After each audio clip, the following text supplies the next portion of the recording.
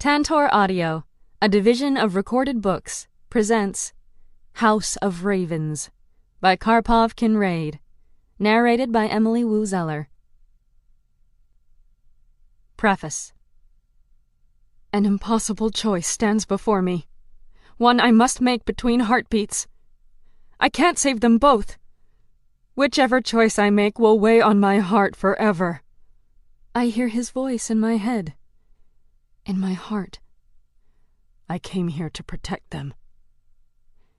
And I know the choice I have to make. The choice that will break me. Chapter 1. Nox Aeterna. The house burns, flames licking at the dark sky, turning the pitch of night into a violent sunset of oranges and reds. I inhale the smell of burning wood. I can feel the heat against my cheeks, even from a distance. I can hear the screams of the neighbors crying out in fear, then in anger. The man stands in front of the burning house, staring at his hands, his eyes wide, his bewildered face cast in shadows. I know him. He sells produce at our farmer's market every Saturday. He always gives me free strawberries, and he has a nice smile. A kind smile. But he's not smiling now. He never smiles again. I run to him. I can feel in my stomach that something bad is going to happen. I know he broke the law. No one knew he was a Zenith. Maybe he didn't know. But now, everyone knows. And as they grab him and drag him to the tree in his yard, I see the fear in his eyes. I run faster. I have to stop them. I have to help him. I stumble on a fallen branch, scraping my knee. It stings and the blood wells on my pale skin. They've already put the rope around his neck, and they are stringing him up. No! Stop! I scream to them, but no one ever listens to little girls. I'm running again, ignoring the pinch of pain in my knee. But I'm too late. I hear the snap of his neck as he's dropped from the tree like a sack of potatoes.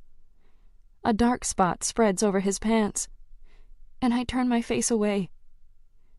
My dad catches me around the waist and holds me to his chest, hiding my eyes with his large hands. Scarlet, we have to go. You have to help him, Daddy. He didn't do anything wrong. The crowd is already bored. They walk back to their homes alone or in twos and threes. My dad pulls out his pocket knife, walks over to the tree and cuts the rope around the man's neck. His body falls to the ground. There's no life left in him. His house burns to the ground, casting shadows of light and dark over his fallen corpse. Scarlet? Scarlet Knight? A voice nags at my subconscious, pulling me out of my dreams. Or were they nightmares? The images flee, leaving me with nothing but impressions of strong hands holding me. My father. I peek through bleary eyes and sleep-filled lashes to see who's in my room calling my name at this ungodly hour.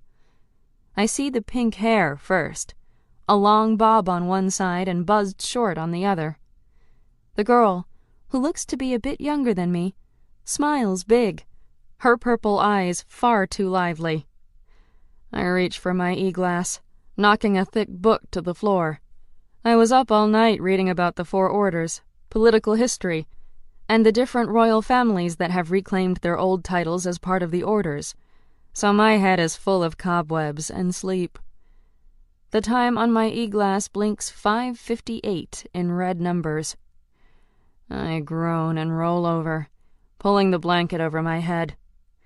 Sorry, but Scarlet is unavailable. Please leave a message after the beep. My brain shuts down, my body instantly ready to return to the land of dreams when a small hand shakes my shoulder. Scarlet, I'm Corinne, she says in a British accent. We're roomies. I hear the smile in her voice, but I just groan again. I was hoping I'd get to keep the room to myself. This will make sneaking out so much harder. But it's a huge room, with 2 beds, dressers, desks, an e-screen, and a private bathroom, so it makes sense they'd put me with a roommate, and Agatha warned me I'd likely have to share. I roll over to face the girl attached to the voice, and she smiles even bigger. Jax told me wonderful things about you. Her face shifts, her smile dropping. I'm sorry about your parents. They were great knights. I sit up a little in my bed at this news. You knew them? My father's a Templar. He tells me stories. The girl steps back and sits down on the bed opposite mine. She has a suitcase at her feet, but hasn't unpacked yet. Probably because of her jerk of a roommate. I smile and lean forward. Sorry for brushing you off and being a grouch. I don't usually get up this early. She taps her e-glass and mine beeps, indicating an incoming file. Guess you haven't seen your class schedule yet, she says. I access the file she sent, trying to read through the haze of sleep still in my eyes. She smiles at me encouragingly. You'll get used to it. When the numbers clear, I choke out a laugh. I will not be getting used to this schedule. Ever. We have physical training at 05:30 every day? She shrugs. Just the weekdays. Oh, good. That's so much better. She points to the rest of my classes. There are 2 classes led by each order, like Law and Order for Inquisition. That's a real class? Actually, that's 2. Law, Order. Right. I scan through the rest of my classes. Combat, survival, emergency medical training. So first they beat us up, then teach us to survive, then teach us how to fix ourselves? She laughs. Pretty much. It's an intense program. No kidding. What else? Espionage. That sounds fun. Strategy. That shouldn't be hard, and maybe I'll even learn something. History? Meh. APD. What's APD? Her face lights up. Anatomy, Physiology, and Diagnostics. I can't wait for that one. Let me guess. You're shooting for hospitalers? She nods. I've wanted to study medicine my whole life. I'd ask what you're hoping for, but I think everyone knows you'll be in Templar. I shrug. Yeah, I guess. I haven't really thought too much about it. She blinks and looks away. Right. You've had so much to deal with. It must have been difficult to go through initiate trials right after your parents died. She looks back at me, her eyes kind and open. I've never seen eyes like hers. So purple. Of course, I've only recently been able to see in color, so maybe purple eyes are the new fad, and I've just been missing out. I'm sorry you've been alone here, she says, but that's why I'm here. Jax told me you still don't have your school supplies. I thought I could show you around the city and help you get them. He wanted to, but he's busy going over the curriculum. He wrote you this. She hands me a note folded like a flying airplane. Not sure what he has against using his e-glass. I look at the airplane, studying the lines in the paper. I have to choke back my emotions as I think about our life before all this. It's something we used to do. I open the note to Jax's familiar scrawl. Sorry I can't show you around, but Corinne is awesome. I thought you should get to know each other before classes start. Friends to the end. I fold the airplane back together and send it flying toward my desk. It lands on my notebook right where I aimed. Are you and Jax close? I ask Corinne. I still can't believe how much I don't know about my best friend and his life outside of our small plebeian existence. We've spent time together here over the years, she says. He's a good friend. She stands and looks down at her suitcases. Maybe I'll unpack while you get ready? I've got an awesome day planned for us. I thought we were just getting school supplies, I say, swinging my legs out of bed. I shiver as my feet hit the cold stone floor. We need to get some rugs in here. At first, she says, as she pulls brightly colored scarves out of her suitcase and hangs them in her closet. But Jax told me you haven't seen much of New York, so I'm taking you to the zoo. And after, we're going to see my favorite show, Nox Aeterna. I've seen a lot as Nightfall, but executions and rebel planning probably don't count for what she has in mind. Nox Aeterna? Night Eternal. Sounds like my kind of show. Brilliant, she says as she finishes putting away her clothes. When she's finished, she scoots her suitcase under her bed, then organizes an assortment of books and art supplies on her shelves and desk. Oh, and wear something semi-casual. Eden fashionables are hot right now. She holds up her bracelet of leaves and dangles it for me to see. As I watch, a flower bud blossoms, releasing a sweet aroma into the air. She grins and drapes a purple and green scarf around her neck, expertly draping across her silk blouse. She looks at me a moment, smiling. You're really beautiful. Is your hair naturally that blonde, or do you use easy dye? I pull at a strand of my pale hair. It's natural. I take it yours isn't? She laughs, and it sounds like bells. Nope. Normally my hair is dark brown. She pulls a silver and blue scarf from her closet and holds it up to my face. This would be so perfect with your eyes. Want to borrow it? Sure. Thanks. I take it from her and set it on my bed. You have really pretty eyes, too, I say, trying to get into this girl-sharing thing. She looks away at the compliment. A family trait. She puts sunglasses on and reaches for her purse. I'm going to grab us something to eat. Meet you by the gate in 10? I nod, and she leaves me alone to dress. I grab Evie from my dresser and slip her over my ear. Good morning, Scarlet. You're up earlier than normal, she says in her own crisp British accent. No kidding. Looks like this is going to be a thing. How will you make time for your nightfall training and work as well? Humans need so much sleep. It's quite a waste. I'm still rummaging through my clothes, trying to figure out what to wear when Agatha comes in, a cup of coffee in hand. Her grayed hair is pulled in a tight bun, and her black uniform looks freshly pressed. She raises an eyebrow, her lips pulling into a small smile. Up already? I thought surely I'd have to drag you from bed. I roll my eyes at her. I have a new roommate. I gesture to the other side of the room. She's a morning person, it would seem. Agatha sets the coffee on my desk. This should be fun. She winks, and I laugh. What are your plans today?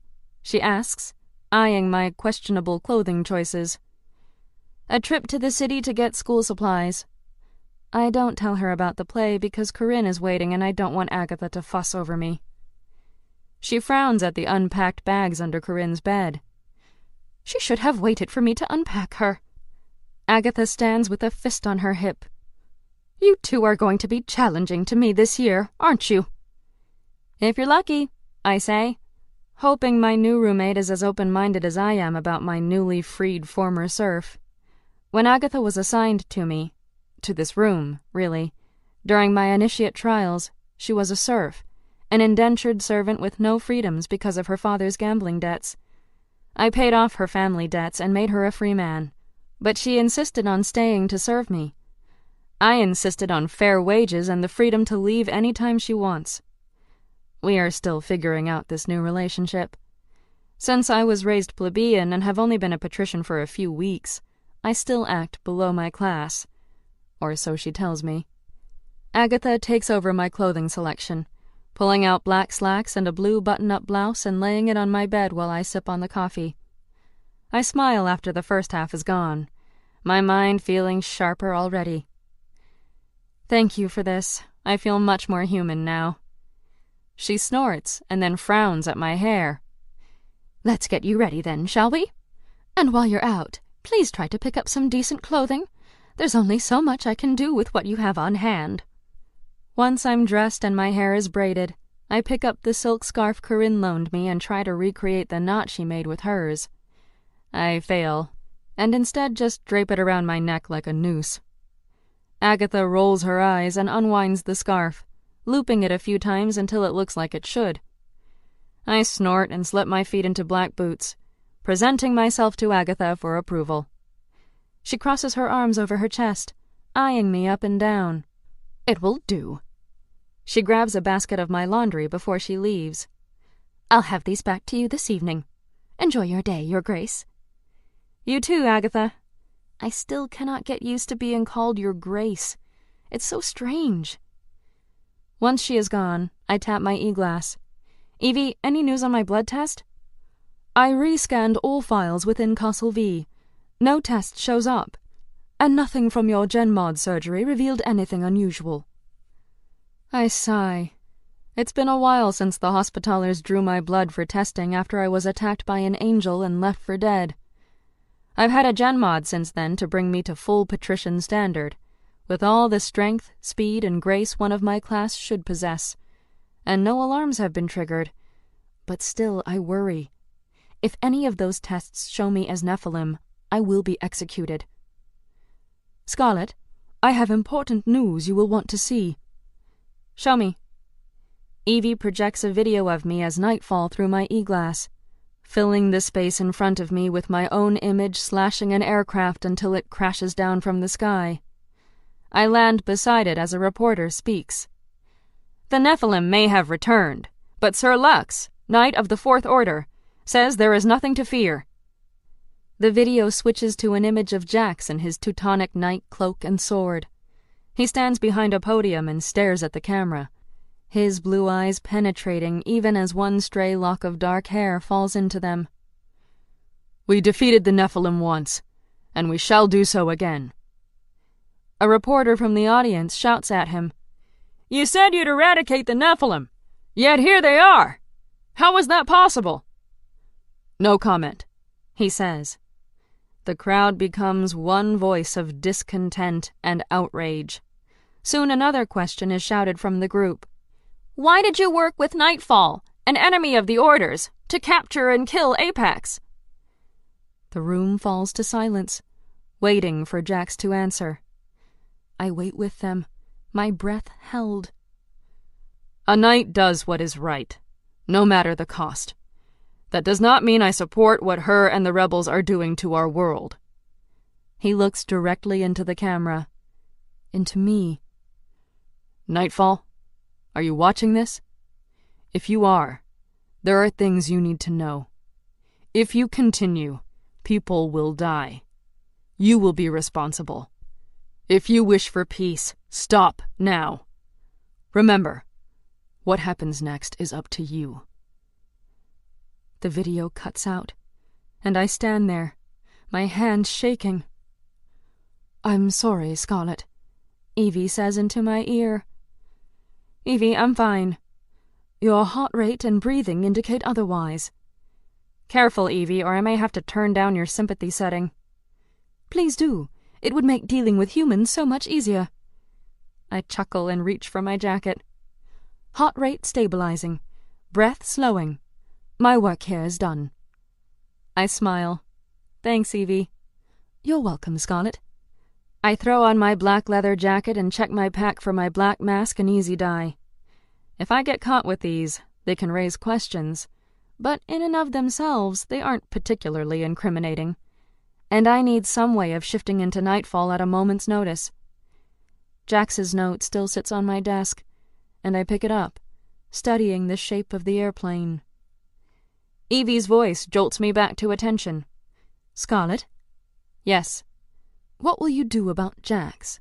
According to my sympathy settings, I'm rather fond of him. It's always been Jax and me against the world. Now... I look down at the note and then squeeze my hand together, collapsing the airplane into a ball. I'll do what is right, no matter the cost. Summer hasn't yet given way to autumn, and I enjoy the warmth on my face as we walk through the zoo. I stuff my jacket into my pack and then lick the chocolate tip of my ice cream cone before it melts under the hot September sun. Before coming to the zoo, we finished all of our school shopping and had everything delivered back to Castle V via special courier. I didn't even know we could do that, but Corinne seems to know all the tricks to living like a pat.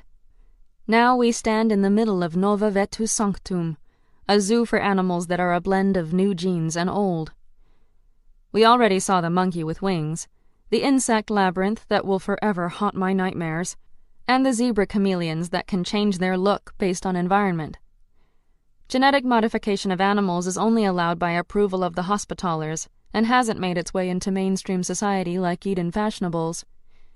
After what I've seen today, that's probably a good thing. We walk into a dark stone building, more like a cave, and the temperature drops.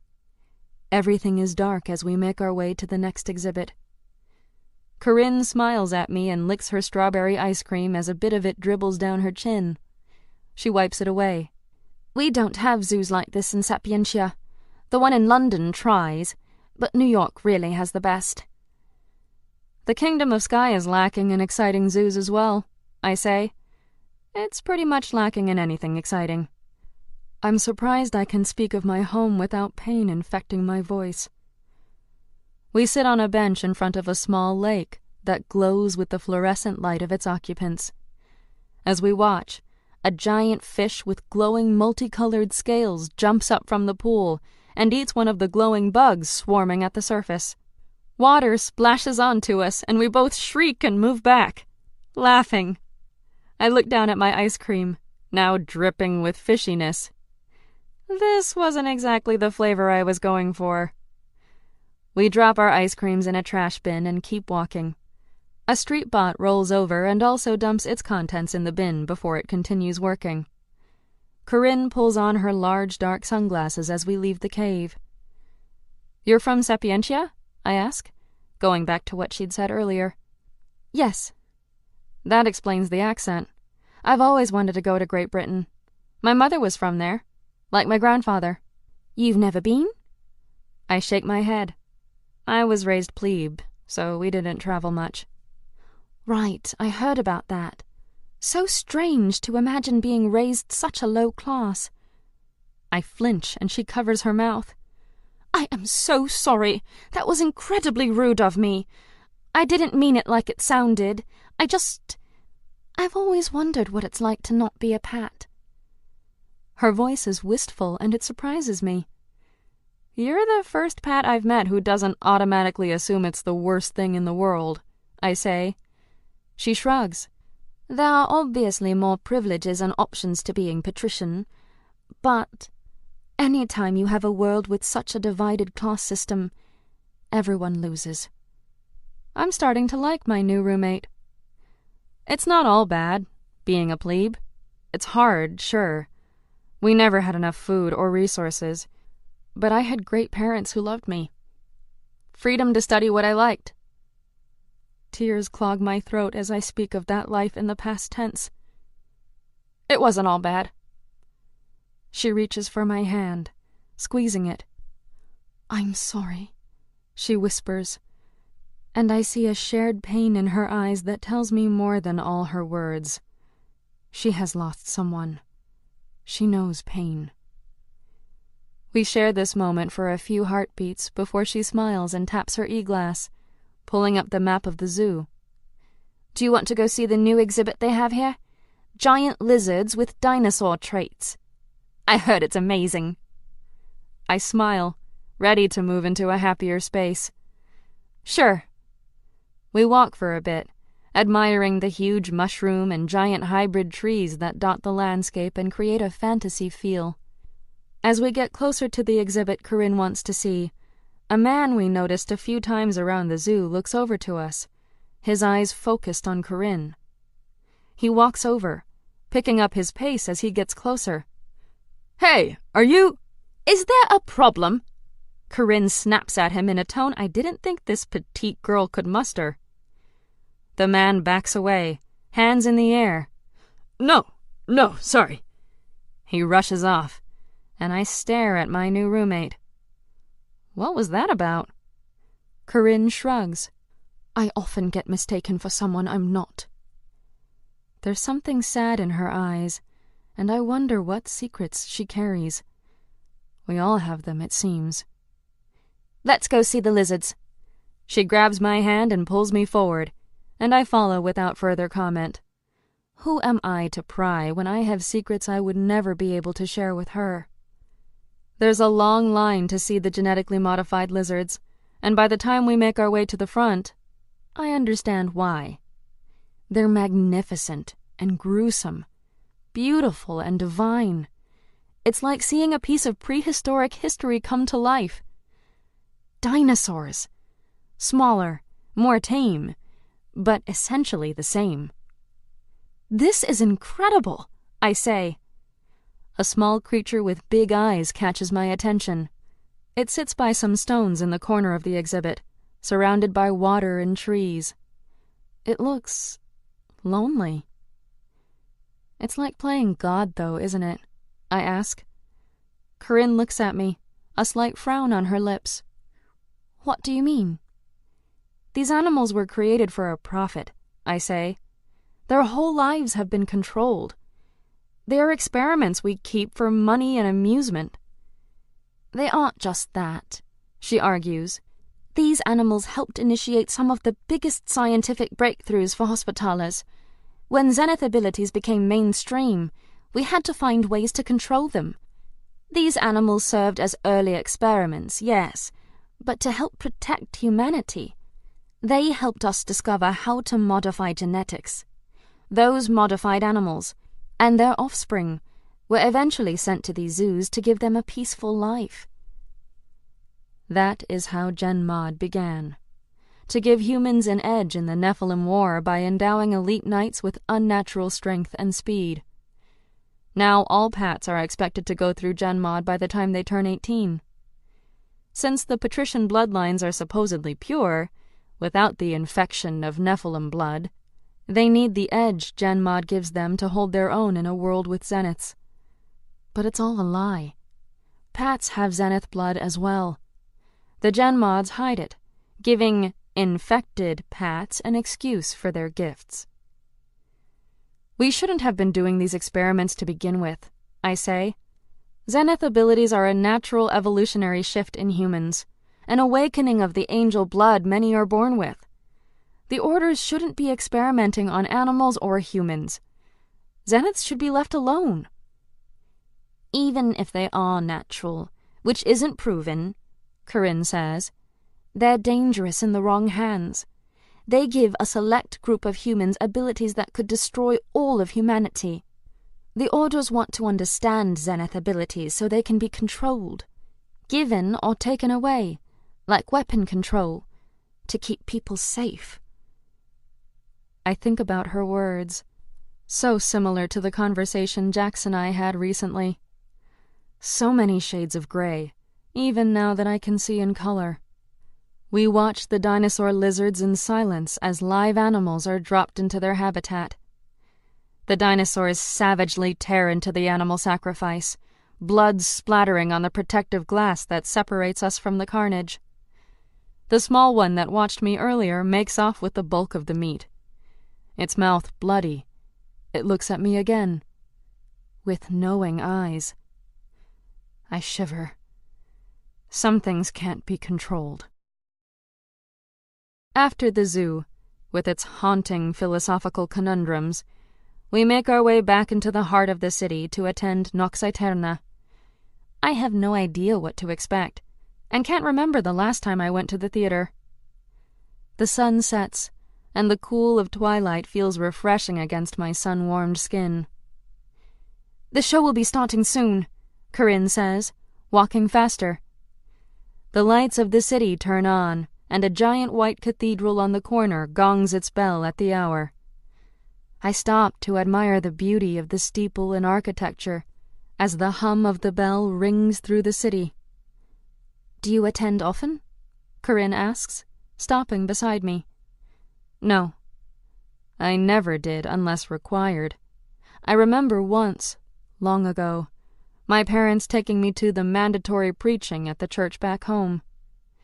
Jax had sat close to me, our legs pressed together in the uncomfortable pew as a man at the front droned on and on about the bloodsuckers here to steal our souls and bring an end to the world. Jax poked an elbow into my ribs. His voice is the end of the world." I couldn't stop giggling, and my father hushed us both with a stern warning, but I could see in his eyes that he had heard and thought it was funny. He wouldn't be there either if he'd had the option. I reached for one of the tiny pencils on the back of the pew next to the hymnal and Bible, grabbed a prayer card, and wrote, "If the world was ending today, what would you want to do?" I folded it into a tiny paper airplane and flew it from my lap to Jax's. The nose of the plane landed on his thigh, and he caught it before it fell to the ground. He peeled it open and read the note, then wrote back in his small, blockish script, "Spend the day with you. Friends to the end." I'd felt a swelling of something I didn't understand. It was warm and filled my chest. I wrote back, "Friends to the end." Corinne pats my back, pulling me into the present and away from old memories. "Want to go in?" she asks.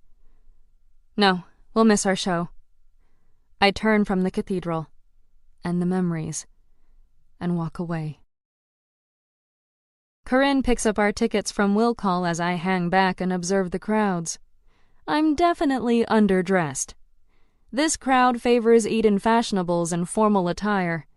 Even Corinne, who dressed semi-casual, looks at place here with her touches of modern chic style. I glance down at my slacks, blouse, and tattered pack. The only jewelry I wear is my initiate ring and a long chain around my neck with my father's token of strife. Not exactly party wear. I could have probably bought something while we were out shopping. I'm not used to having money. I'm grateful for the loaned scarf, which upgrades my ensemble to something a little classier. And I see now why Agatha is always scoffing at my wardrobe. I still have too much plebe in me to pass for a true Pat. Corinne comes back holding 2 silver coins. Our tickets. "Let's go." I follow her into a grand hall where they serve wine and champagne in tall, sculpted crystal flutes and offer hors d'oeuvres on tiny golden plates. This isn't a regular theatrical production. Inquisition officers stand inconspicuously around the theater, protecting the exits and entrances as we enter. The audience sits in a circle around an arena stage. It's centered in the middle of the auditorium and surrounded by water lit up by colorful lights. "Which seats do we have?" I ask. Corinne points to the boxed seat section located slightly above and directly next to the stage. It's a private room with luxurious velvet chairs and small tables laden with food and drink. A place usually reserved for the very elite. "Wow! This must have been really expensive. Let me pay you back." She waves a small hand at me as I follow her to the seats. "Don't worry about it, really. I got the tickets from a friend." I raise a suspicious eyebrow. "Some friend? Thank them for me." She nods, grinning. An Inquisition officer guards the entrance to the boxed seats and lets us through without incident when Corinne shows our coins. I sink into a plush chair beside her as the lights go down and the show begins. In the center, mist rises to fill the empty stage as a haunting melody in a minor chord fills the auditorium. The mist dissipates to reveal a throne carved from dark stone, floating in the air. A woman sits upon it wearing a crown of yellow and white gold, large wings glowing behind her. The Twilight Queen. To her left and right, 2 men hover in the air with their own golden wings. Their golden armor shines under the lights of the stage. "I wonder how they make the wings look so real," I say. Because they do. They look like mine or Zoran's. It's almost creepy. They could be Nephilim. "Zeniths and special effects," she whispers back. "It's brilliant, isn't it?" Below the Queen, the stage moves soundlessly as 3 old men and a woman approach the throne. "Who approaches the Twilight Queen?" asks one of the guards. One of the men in the group steps forward. "Varian of the Knights Templar." Another speaks. "Titus of the Teutonic Knights." The third man addresses the queen. Victus of the Inquisition. And finally the woman speaks. Marian of the Knights Hospitaller. Varian continues speaking. Our alliance grows frail, Queen Seraphina. There have been men turned against their will. Babes stolen to be nothing more than food. You must uphold your oaths. The queen speaks from her floating throne. I have punished those who have transgressed, and new policies are being put in place so that this does not occur again. Varian bows his head a fraction. Then our alliance holds. Our alliance holds, the queen agrees. The stage grows darker and thunder claps overhead as a voice offstage calls out, No! The theater fills with white smoke, and lightning flashes through the auditorium. A man flies above us, emerging from the mist, his wings like shadows. He wears a white mask. Nyx, the leader of the Nephilim during the war. As he flies overhead, audience members cry out, shrinking from the sight of him.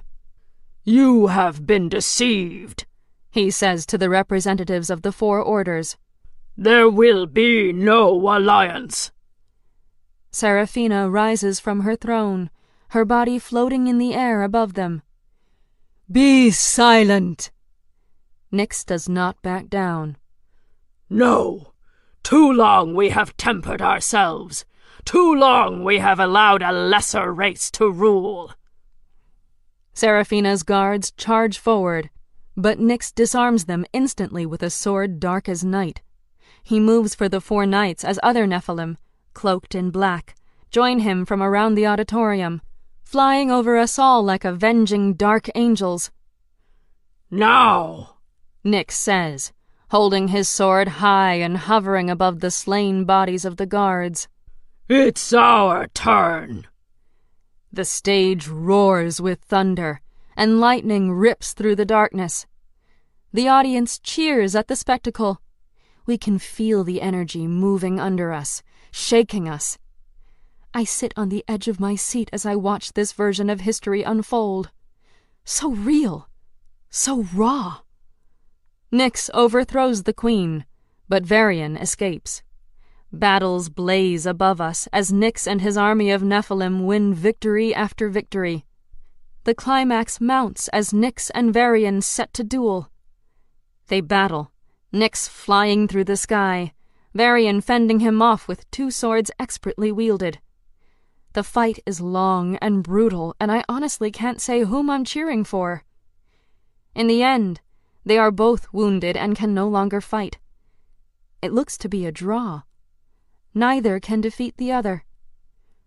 But then the winds of the battle change. The Pope arrives with reinforcements. Varian never needed to best Nyx one-on-one. He just needed to distract the Nephilim long enough for backup to arrive. It was all a trap.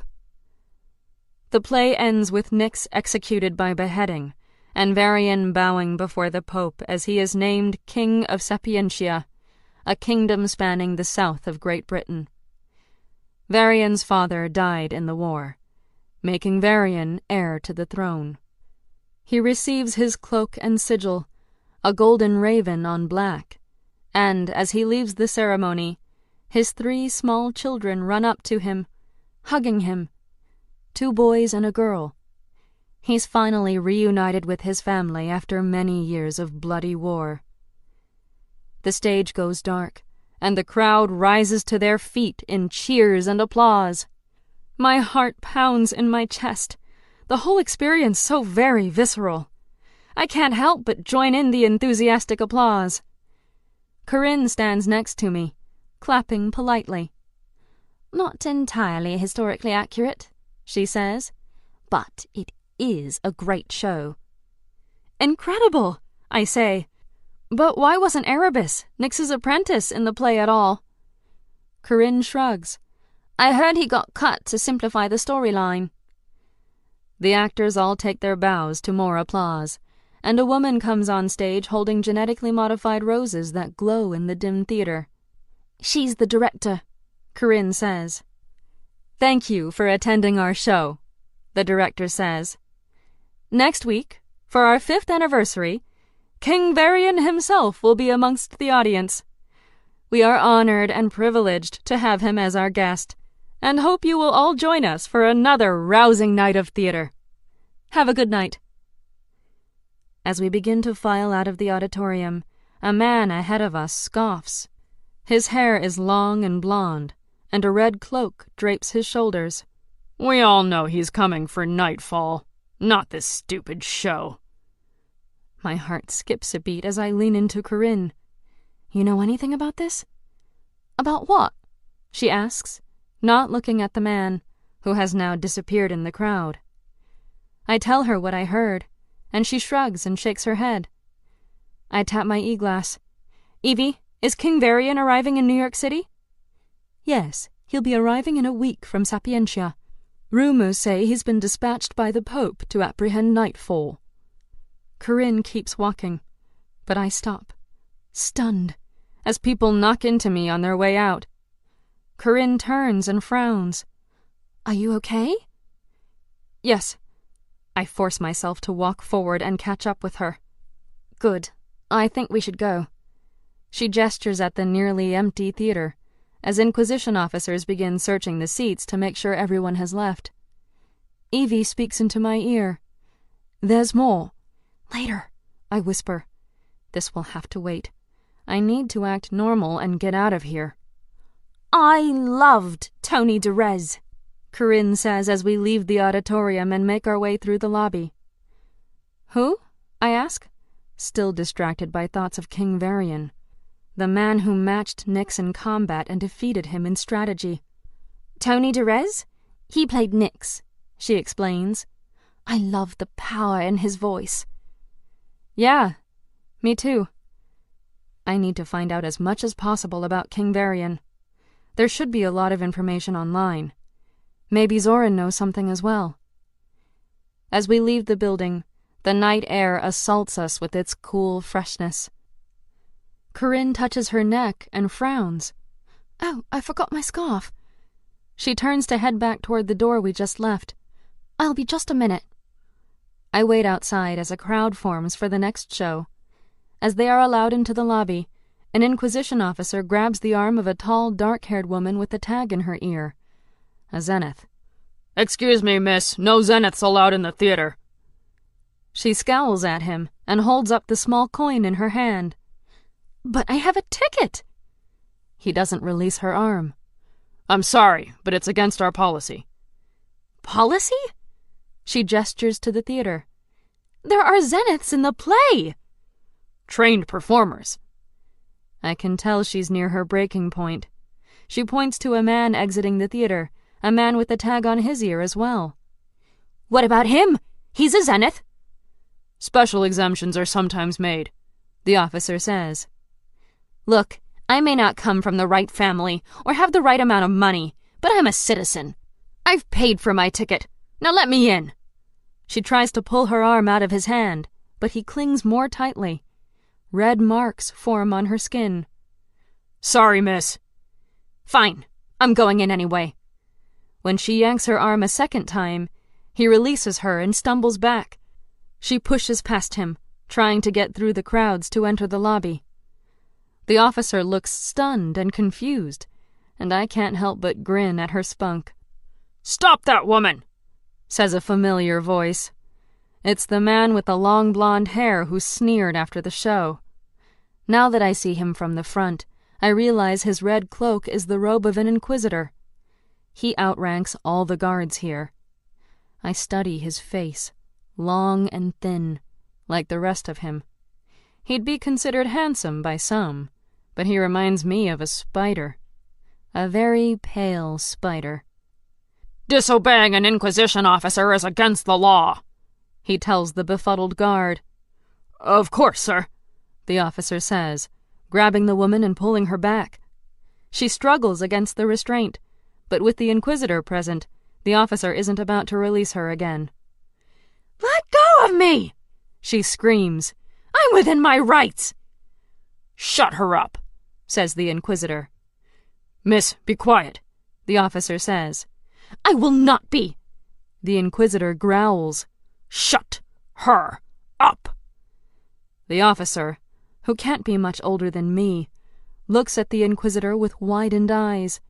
I can see the struggle on his face, but in the end, he chooses his job over basic humanity. He backhands the woman. She gapes at him, red lines forming across her face. The others waiting in line ignore the whole scene, pretending nothing is happening. "That's better," says the Inquisitor. I can't believe what I'm seeing. No one comes to this woman's defense, not even the people she came to the play with, who have all slunk back into the crowd. I take a deep breath and step forward. "Let her go." The Inquisitor smirks at me, a look of glee in his gray eyes. "Obstructing justice. So childish. Officer, these girls must be punished." "I'll take them to the station, sir," the officer says. "No," the Inquisitor says, shaking his finger, a sadistic grin on his face. "Punish them here." "What?" The officer looks dumbfounded. The Inquisitor leans into the officer's face and speaks quietly with a hiss. "Punish them here." The officer nods, his body shaking as he uses his free hand to grab the baton at his side. The woman he still holds cries, "No, you can't do this! It's not lawful!" He raises the baton over her face, and I reach out, grabbing his hand, using just enough power to stop him. "I am Scarlet Knight, an initiate of Castlevania, and you will let her go." The Inquisitor laughs. "An initiate? I'll have you whipped for this." I spin toward the man, rage in my voice. "Who do you think you are?" He chuckles, unimpressed by me or anyone else. The officer answers my question. "He's Thane Blackthorn, a Knight of the Fifth, an Inquisitor, and a Cardinal." Thane smiles with all the sadistic charm of a psychopath. If Jax was here, he could order Thane to stop.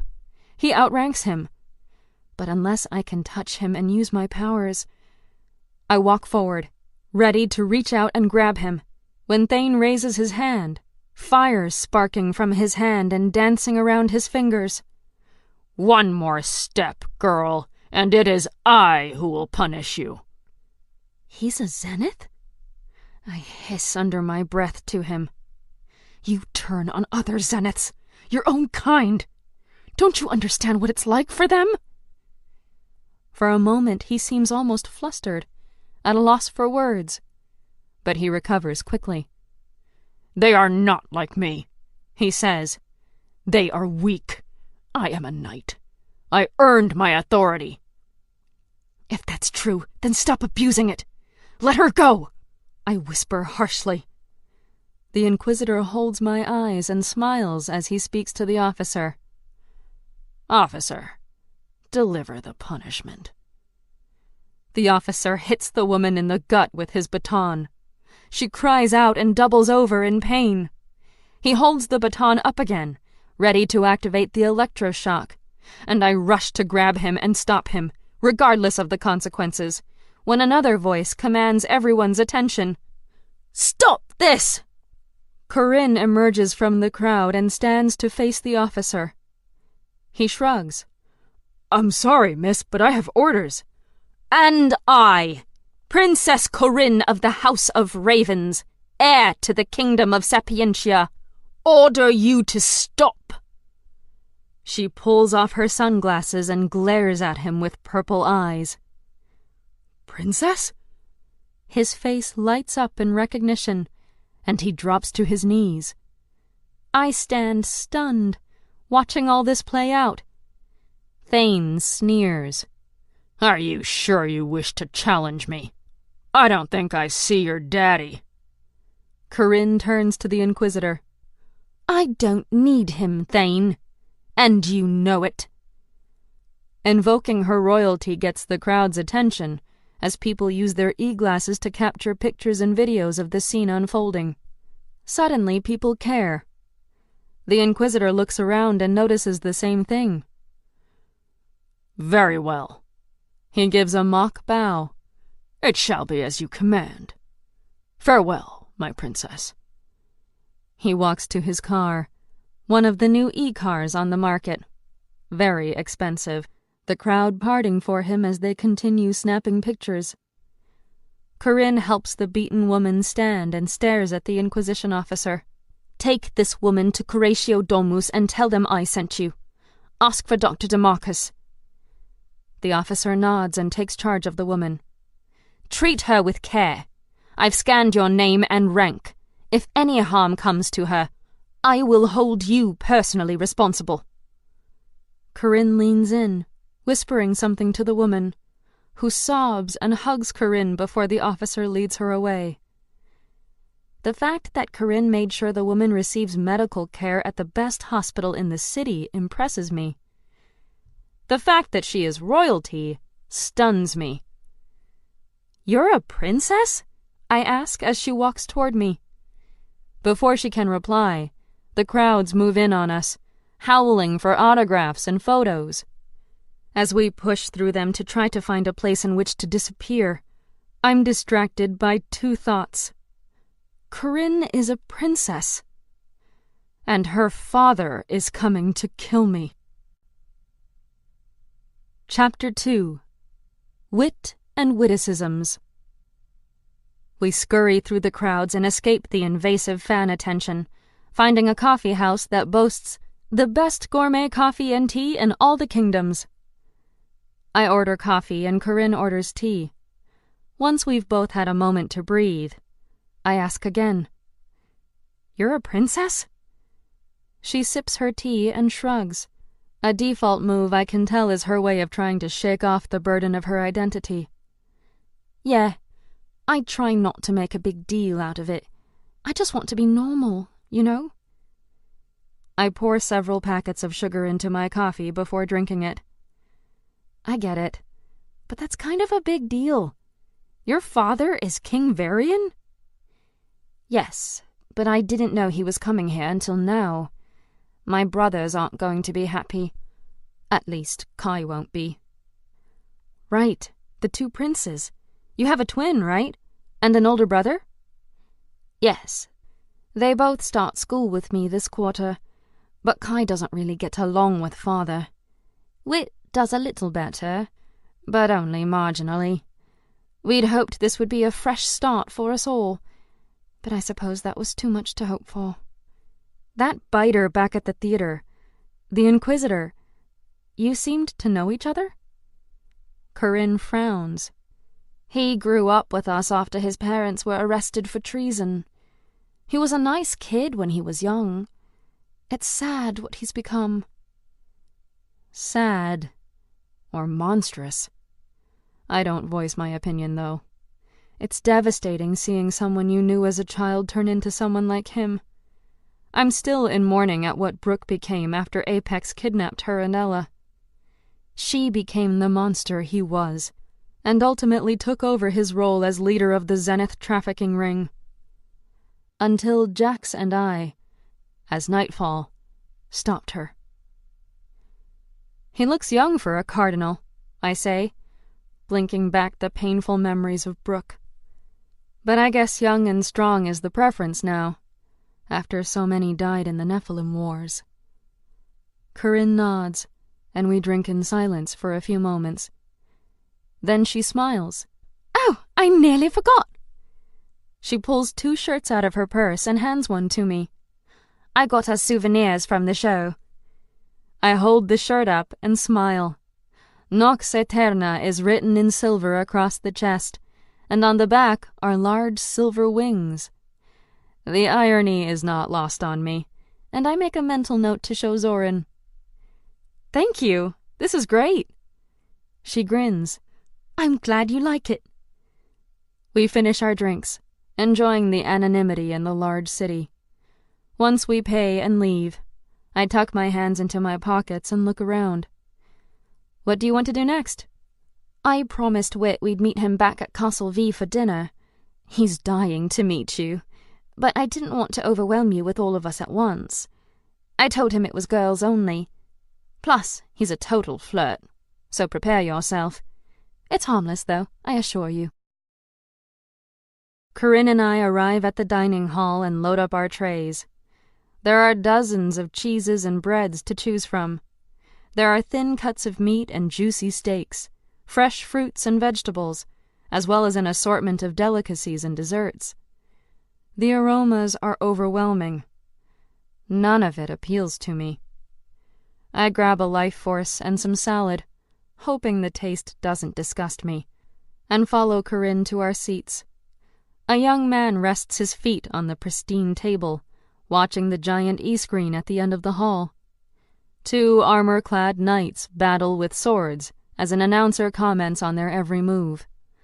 The young man cheers as one of the knights strikes a hit, his smile wide as he sweeps the brown hair from his purple eyes. Scarlet, this is my brother, Wit. Wit, this... Scarlet Knight, what a pleasure. He stands and bows, taking my hand and gently kissing it. This has never happened to me before. Wit lets go of my hand and studies me. It doesn't feel invasive, just curious. Your eyes are truly beautiful, he says. Has anyone told you that? A few times. He nods knowingly. Ah, but have they written of their beauty?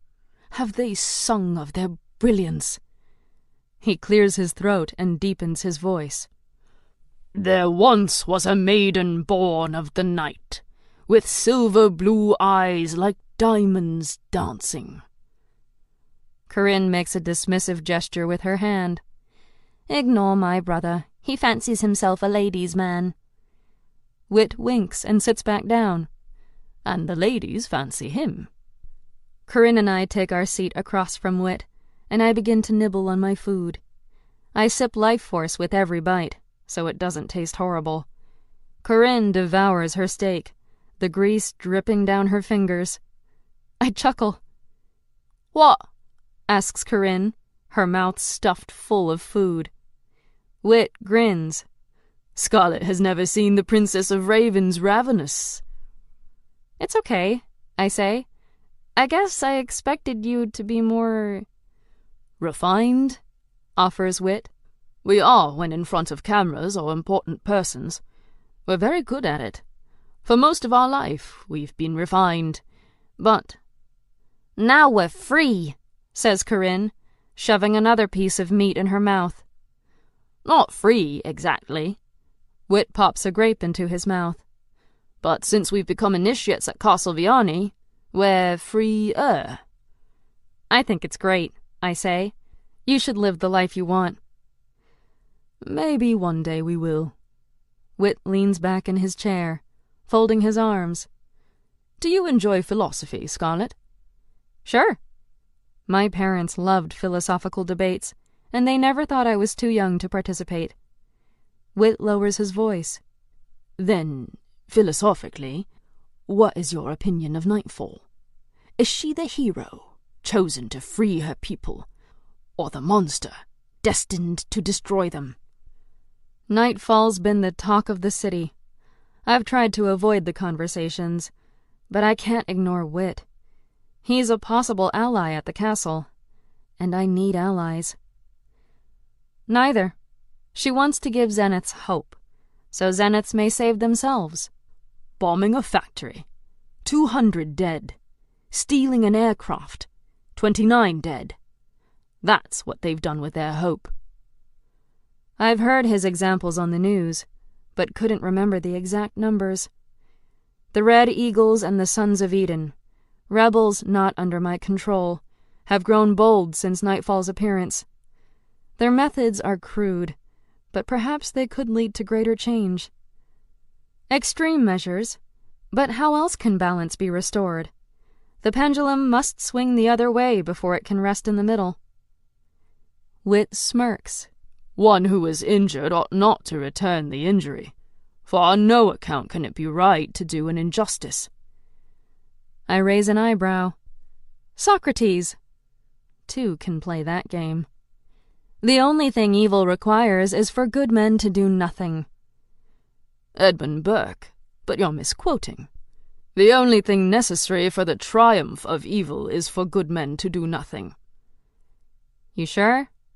He nods. Corinne taps my arm. Whit has an eidetic memory. He likes to think it's his superpower. It is, dear sister. Right, because being able to recall the picture you drew in kindergarten is a superpower. Whit smiles. The ladies love it. Corinne snorts. Sure. Keep telling yourself that, brother. Now, let us eat in peace, please. He nods. First we eat, then we do everything else. MFK Fisher. You know she... And please stop quoting, Corinne says, holding a fork halfway to her mouth. He sighs, but stays quiet as he finishes his grapes. We are eating in silence, staring at the e-screen, when a message pops up on my e-glass. When are you coming to train? Z. Tonight. I send my reply using my e-band, a thin bracelet around my wrist that connects to my e-glass and allows me to text and scan information without speaking. It's useful when you don't want everyone around you hearing your conversations and messages. I begin to think of excuses for leaving the castle. I need to see how things are progressing at the cathedral, and I need to ask Zoran about Varian. People around me cheer. I realize something exciting happened on the e-screen. The announcer proclaims that the match is heating up, and the winner will qualify for the grand tournament. Whit frowns as he points at the 2 knights battling. See how the Green Knight never attempts to strike? His defense will be the end of him. A proper offense is... Whit suddenly stands, slapping his palm to the table. Oh, come on! What is this? The image of the 2 knights is replaced by a woman behind a silver desk, her blonde hair in perfect curls. We apologize for interrupting your scheduled broadcast. There has been another terrorist attack. Earlier this hour, a terrorist group known as the Red Eagles attacked an Inquisition department, stealing weapons. 2 officers have been confirmed dead, though their identities are yet to be released. This is Courtney Miller from SPQRN. Now back to your scheduled programming. The e-screen returns to the tournament, showing the announcer congratulating the Green Knight for his victory. Whit gasps. What? How? He flips his e-glass over his eye. I need to rewatch this. Corinne shakes her head. I can't believe the Red Eagles think they're helping anyone. Killing people for weapons so they can kill more people? When does it end? When someone wins. I slam my life force down on the table, harder than I intend. Scarlet, you okay? Asks Corinne. Just upset, like you. Whit flips back his e-glass and plays with his food. If Nightfall cared about justice, she'd stop these attacks. I squeeze the can of life force in my hand. Maybe she can't. I wish she'd considered that sooner. He finishes his food. He doesn't smile again. We all sit with empty or uneaten plates, scanning through e-glass messages in silence until Corinne sighs. You all are a fun bunch. It's still early. What do you 2 want to do? Head into town, says Whit. It's Thursday night, she says. Nothing in Vianney is going to be open after 5. This isn't New York City. Then let's head to the city. She thinks about it for a minute, then shakes her head. Maybe another day. Whit shrugs. We could grab some booze and hang out at the arena. Corinne groans. That's boring. The Bard Night's always open. We can get a song or 2 in. Have a bloody swell time. You just want to perform your new poem. Maybe. Whit turns to me. Maiden both fair and foul, please steal my heart, for it yearns. All right, I'm in, says Corinne, if only to spare our new friend. Scarlet, You want to come? I can't promise Wit won't drive you crazy, but there's alcohol, so that helps. I laugh. Thanks. But I think I just want some time alone tonight. I'm probably going to head back into the city and explore more of New York this weekend. Corinne drops her head, but only for a moment. I hate to spoil the night, but I have more important matters. Where will you stay? Asks Corinne. I rented an apartment in the city. Makes it easier to hang out there. And I don't have a home to go to during holidays and breaks otherwise. Oh, right. Okay then. I guess I'll see you in a few days? Definitely. I pat her shoulder, trying to cheer her up. Thanks for today. I've enjoyed it. Maybe you guys can come see my place sometime. We can hang out. Corinne nods, smiling. That would be fun. Thanks. Wit pretends to tip a hat at me. Until we meet again, my lady. I say goodbye and make my way outside. I head to the northeast edge of the island, where a forest of evergreens grows. I lose myself in them. Then I unleash my wings and fly. The cathedral glistens in the setting sun, the obsidian crystals glowing under the orange, red, and purple hues. It's a breathtaking sight, and for a moment I hover in the air and breathe in the stillness of the day, reveling in the beauty of color and flight that I've only just now found. My heart flutters, and a brief melancholy replaces my peace.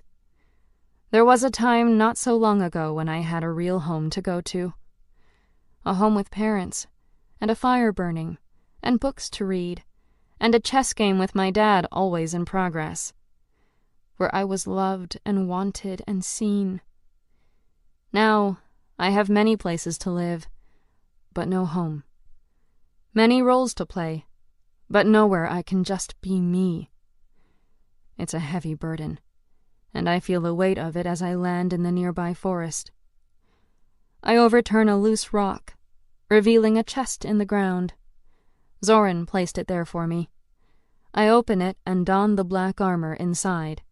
I put on my mask that connects to my e-glass and alters my voice.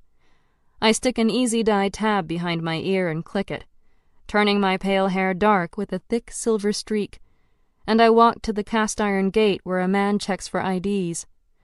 I need none, for I have my wings. He greets me with a nod, and I walk down the cobbled path, examining the work being done. A woman waves to me, then lifts a piece of obsidian and fills a hole in the wall. The wall runs around the town, and TR covered it with cameras to search for prying eyes. I walk by one of the ruined buildings, and a man nailing a floorboard stops and stares at me. Nightfall. He kneels and kisses the Leviathan cross hanging around his neck. Please, grant me your blessing, darkness. I stand still. Why do you bow to me? I am a Nephalite, darkness. He calls me darkness, like I'm a queen, like I'm a god. The thought sickens me. What is your name? Alan. He doesn't make eye contact. He runs a hand through his short black hair highlighted with a silver streak. Does he dye it to be like mine? Why do your people worship Nephilim, Alan? You are the children of angels, darkness. There is a reason you possess abilities greater than us, a reason you are here on Earth. I wish he would look at me. What reason? To lead us, darkness. So you follow simply because I am stronger than you? Because you exist, darkness. The Almighty would not have created beings as you if you were not meant to guide us, just as he would have not created animals if they were not meant to be our food. He believes in a hierarchy, a pyramid of power. I do not. He appears to note my silence, and bows lower. If I have offended... You have not. He bows lower still and holds out his hand. A blessing, darkness. I do not believe I am a god, but I believe in hope, so I touch his hand with mine. My blessings upon you, Alan. They are the best words I can find in me to give, but they seem enough. Alan smiles and returns to work, driving nails into wood faster than before. I walk into the cathedral, which has been painted the colors of the twilight court, one half gold, the other black. I take the stairs toward voices that grow louder as I approach, and let myself into the room we've set aside as our meeting place. The war room. Inside, Zoran, TR, and Trix sit at a large round table made of one solid piece of wood. It is chipped from years of use, and carries in its body the stories of many before us. We dubbed it, fittingly enough, the war table. A fire crackles beside my generals, filling the space with the scent of pine. They've added a red carpet to the room to cut down the chill and echo of the stone floors, but there's more work to do. Spider webs still hang in the corners, and old paintings, covered in layers of dust, still hang on the walls. Zoran taps his pale fingers on the table. Unlike me, he wears no mask. His entire life is devoted to the Dark Templars. We need more Nephilim. TR snickers. His dark blonde hair is messy, and a growth of stubble on his chin proves he hasn't shaved in days. How will you control them? What if one of them goes out on their own and creates an army? Without Nephilim, Zoran says, we don't stand a chance against the Orders. TR glares across the table. I've fought the Orders for years. Zoran raises his voice, scowling. And look how much you've accomplished. TR jumps out of his chair and slams his fist on the table. If you create more Nephilim, you'll be the death of this rebellion. The death of this rebellion? Zoran laughs. The death of this rebellion will be the men and women you're letting move in outside the cathedral. They're fixing houses, putting up fences. Is this our base of operations or a summer retreat? Trix sighs, swiping the red hair from her face. We're only allowing a few dozen trusted people to move in. None of them will leak our location.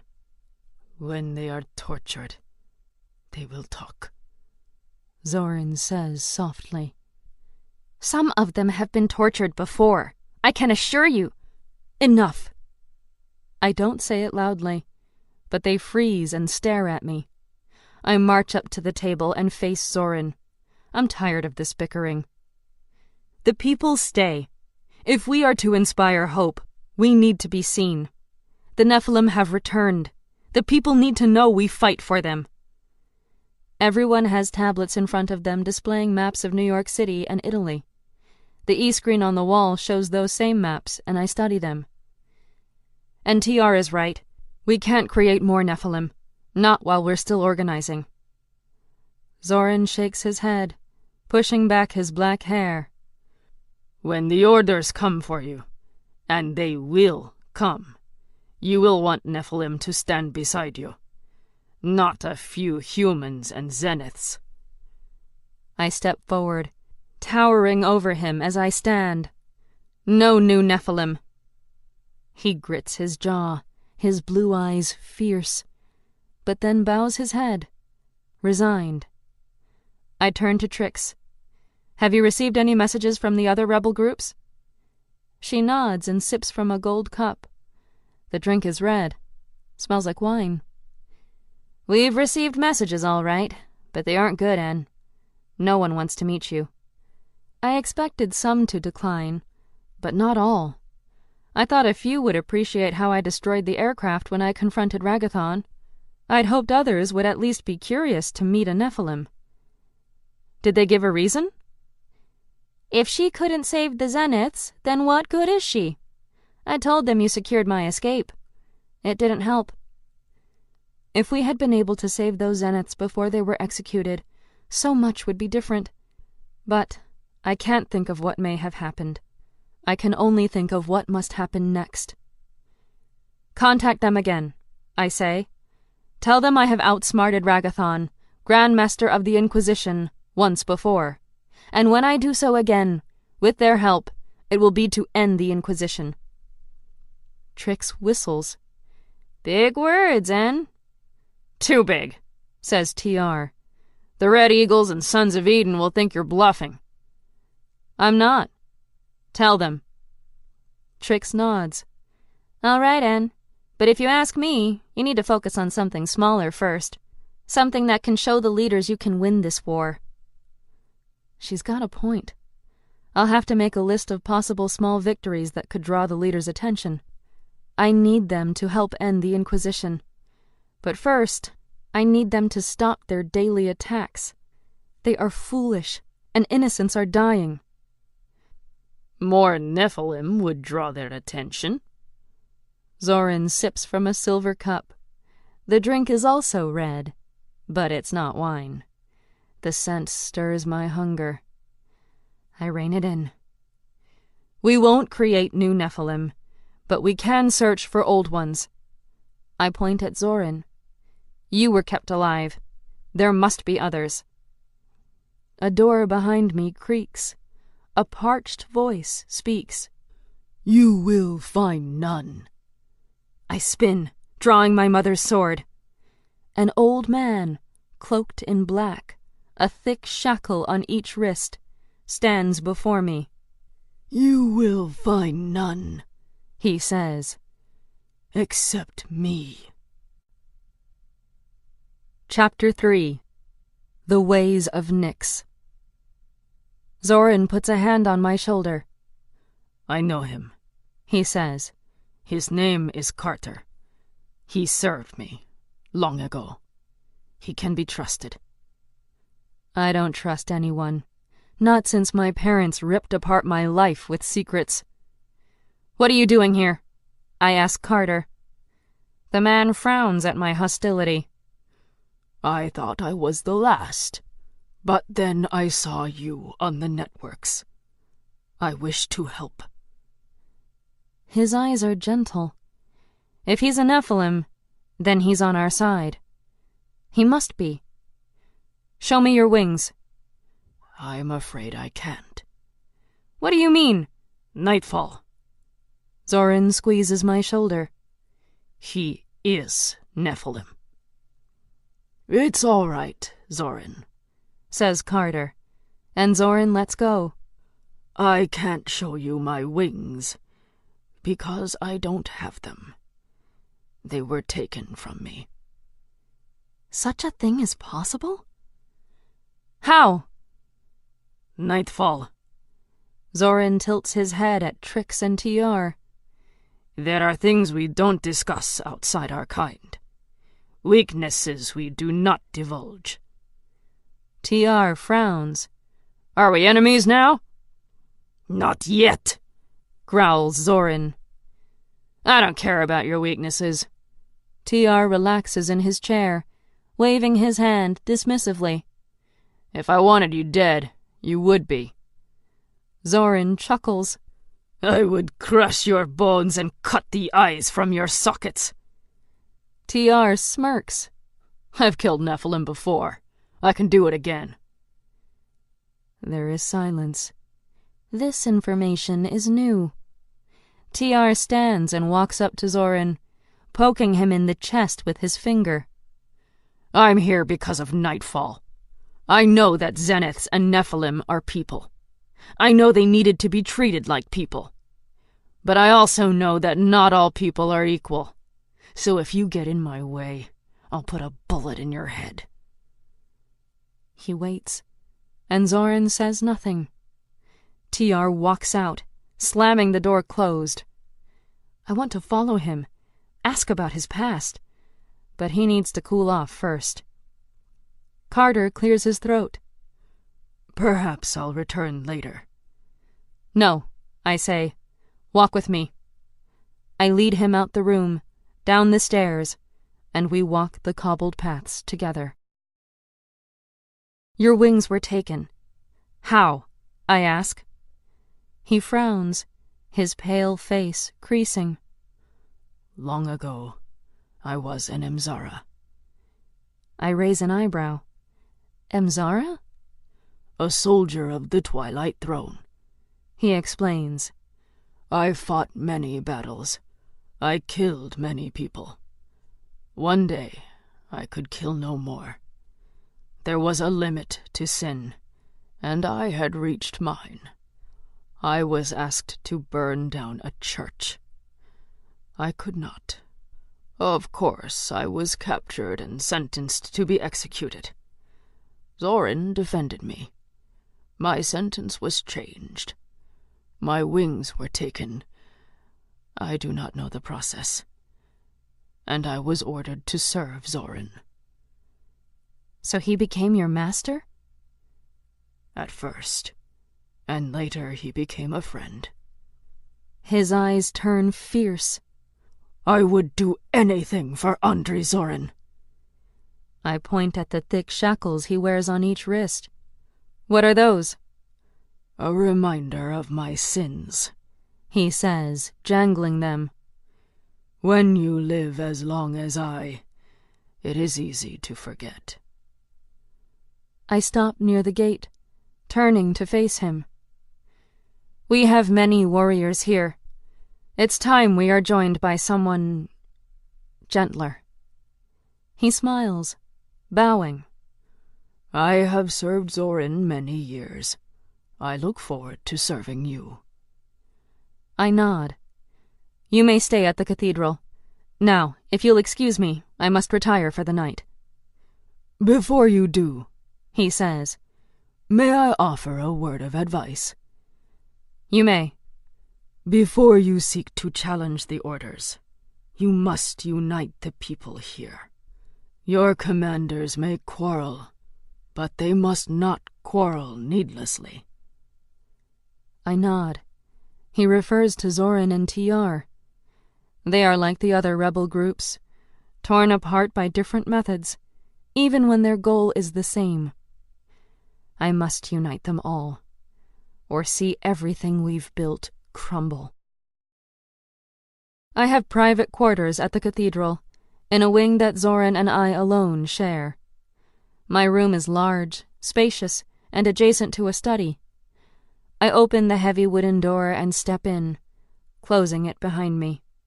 A king-sized 4-poster bed made of deep mahogany sits in the middle, with matching dressers to each side. A fire is crackling in the hearth facing my bed, and I realize Zorin must have been in here to light it, so I would feel more comfortable. The thoughtful gesture fills me with sudden emotion, a blend of gratitude and profound loneliness. How is it that kindness can sometimes make us feel more alone?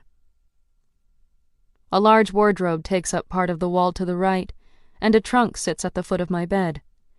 It is made of jade, with the tree of life carved into it. The walls are a dark cream, and ancient paintings, depicting scenes of Nephilim in flight, of sunsets and sunrises, of the beauty of nature, are strategically placed on the exposed walls. It is a room I can feel comfortable in. My study is through a set of double doors to the right, and I have a private bathing chamber to the left with a sunken clawfoot tub. I walk into the bathroom and stare into the mirror. I do not recognize myself when I am Nightfall. I see only a symbol, an idea. I do not see the girl I was. I turn away and notice a basket perched by the bathtub. It is filled with oils, bath salts, and body scrubs. Zorin again? I smile, peel off my Nightfall mask, and turn the water to hot. Tonight, I will be myself. Tonight, for just a few hours, I will rest. The next morning, I find Zorin on the cathedral roof overlooking our budding town. He sits, his legs hanging off the edge, the golden sun lighting up his face. He looks more sunrise than nightfall in this light. I walk up beside him and study the dark clouds in the distance. Thank you for the gifts you left in my room. He doesn't look at me when he responds. I know you miss home. I just want you to feel some small amount of peace here, if that's possible. Do you? I ask. Do I what? feel any amount of peace here. When you've lived as long as I, peace becomes an illusion. He looks up at me, his blue eyes full of secrets. Enjoy what peace you can find while you can. I blink, then look away. I haven't given much thought to what it will be like living forever. Sometimes I'm not sure I'll survive any of this, so why worry about a future that might not be? After all, even immortals can be killed. Do you worry the angel will return for you? I ask, thinking of how long he survived in a half-dead state, hidden, trapped, imprisoned. Would death have been kinder? He shrugs. No point in worrying about what you can't control. He leans back, letting his elbows rest on the roof. Out of curiosity, what will you do if you ever find the angel who killed your parents? Kill it, I say without hesitation. My path to vengeance, to justice, may not be a straight line. I might have bigger goals now. I chose to save Zeniths trafficked by Apex rather than follow a lead to find the angel who destroyed my life. I would make that decision again, choosing to save the innocent above seeking vengeance. My parents would want nothing less. But that doesn't mean I've given up hope that someday I will have closure, that someday I will get justice for my family. No. After. He places his finger gently on my chin and lifts, so that our eyes meet. After you exact your revenge, then what?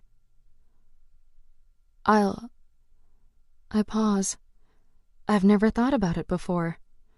I tried to imagine a life after my revenge is complete. I can't. Zoran smiles.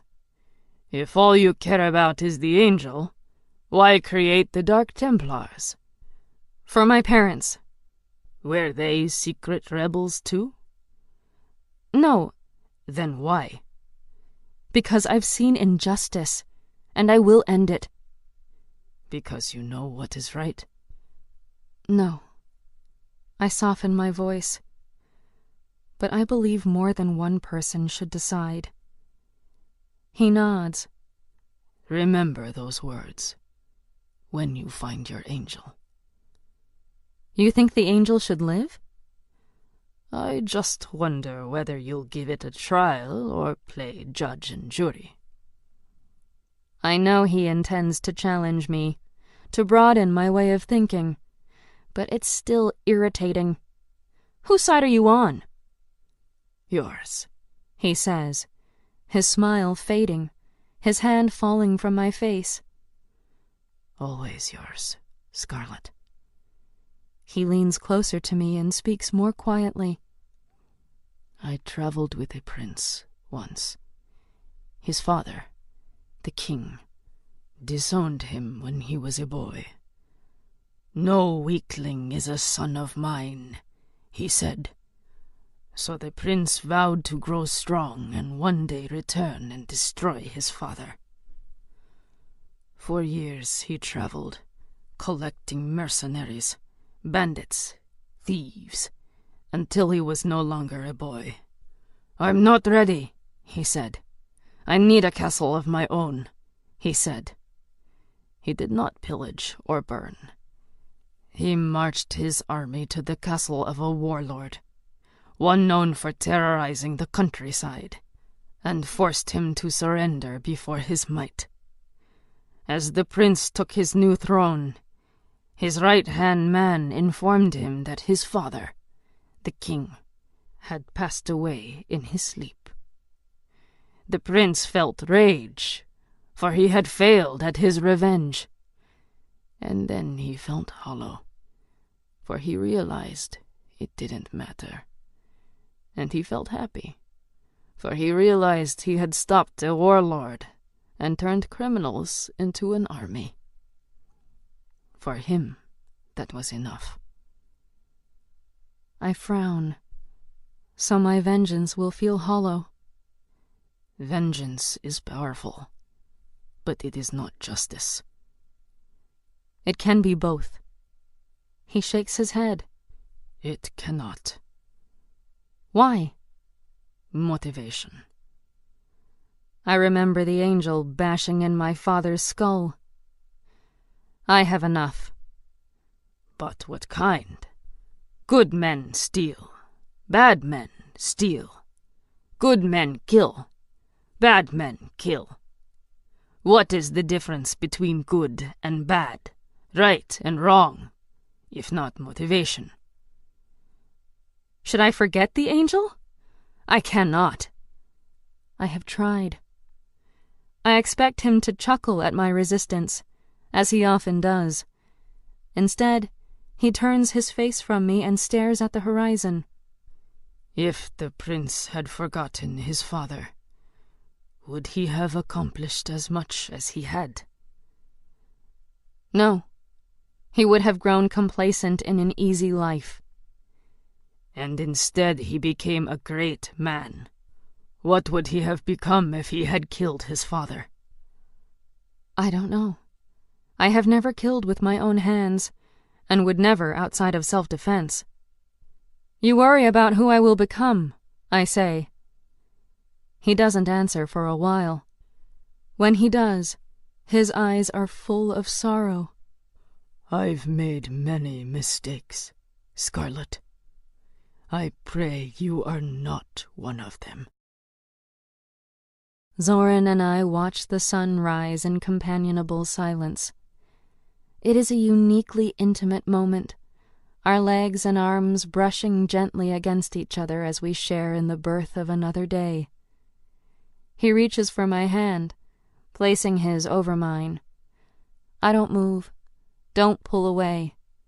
I allow this one small connection. Because in the entire world, in the whole of our lives, Zoran and I have only each other.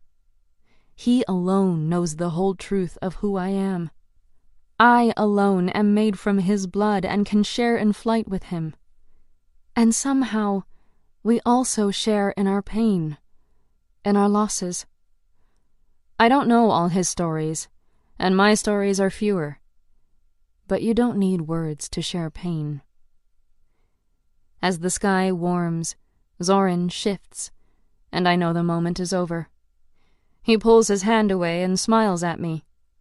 Would you like to see the progress we have made while you toil away at Castelviani? I smile back. Very much. He escorts me inside the catacombs under the cathedral. Blue lanterns light the gray walls of the spacious tunnels.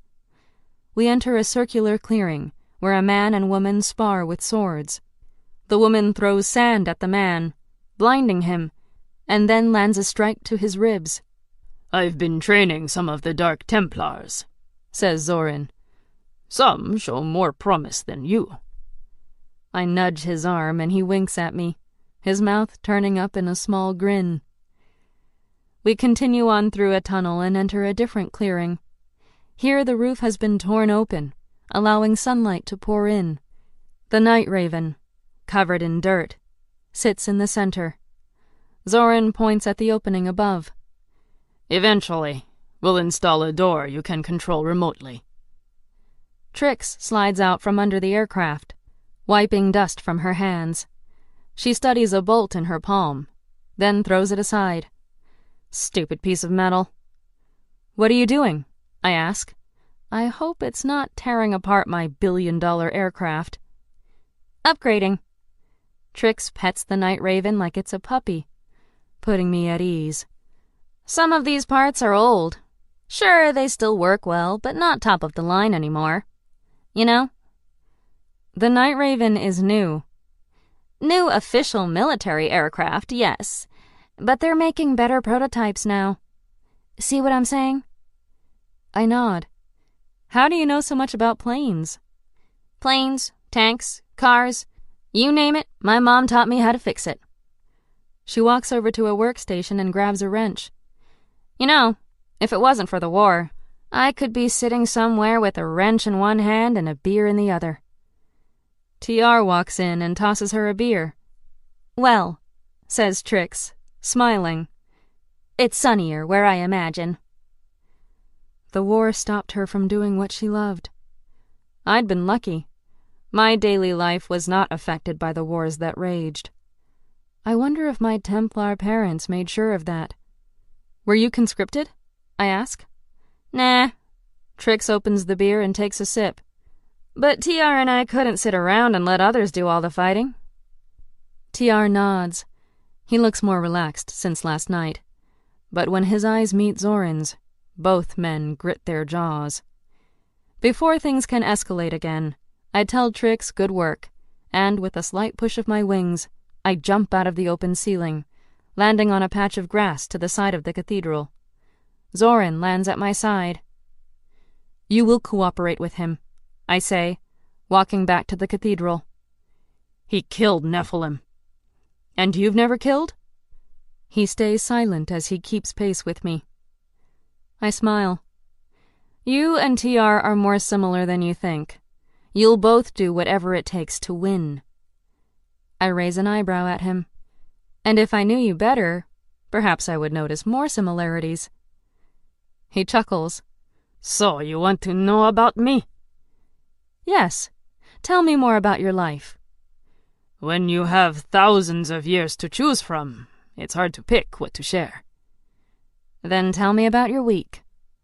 I stop near a large white rock and sit on it, emulating Rodin's Thinker. Zoran rolls his eyes. I did some research to catch up on the times. Learned the new pope likes tournaments. New? Well, new for me. How about you? How was your week? I shake my head. We're still on you. He sighs, then speaks rapidly. I started the week buying more marshmallows. Then I painted part of the cathedral. Then I had a snack. About midweek, everyone was asleep, and I considered getting a dog for company. But then I thought about the smell and the poop, and I thought, what if I ever get hungry? Would I really be able to resist? So I decided no dog. That enough? I grin. For now. Now your turn. He pulls a bag of marshmallows from his cloak and starts snacking. I jump off the rock and grab one for myself. I saw a play, Nox Aeterna. Oh, yes, I've seen it. Not particularly historically accurate. That's what my roommate said. Who's your roommate? Princess Corinne of the House of Ravens. He freezes mid-bite. That's a dangerous roommate to have. It gets better. Her father's coming to New York to capture Nightfall. He hides the marshmallow bag back in his cloak. You might have considered leading with that this morning, he says through clenched jaws. And miss the sunset? He scowls at me. If Varian is coming here, we must be extra careful. I've seen him fight. You are not ready for him. After my news, Zoran insists on training right away, and he wonders why I waited to tell him. We head to the cathedral's training room. It is a huge space with tall ceilings and an open center, like a ballroom carved from obsidian. I don't know what the room was originally intended for, but the Dark Templars have made good use of it. It's now stocked with weapon racks and training dummies. Zoran tosses me a practice sword and tells me to repeat the way of Nyx. I take my position for the first form and move through the steps with ease.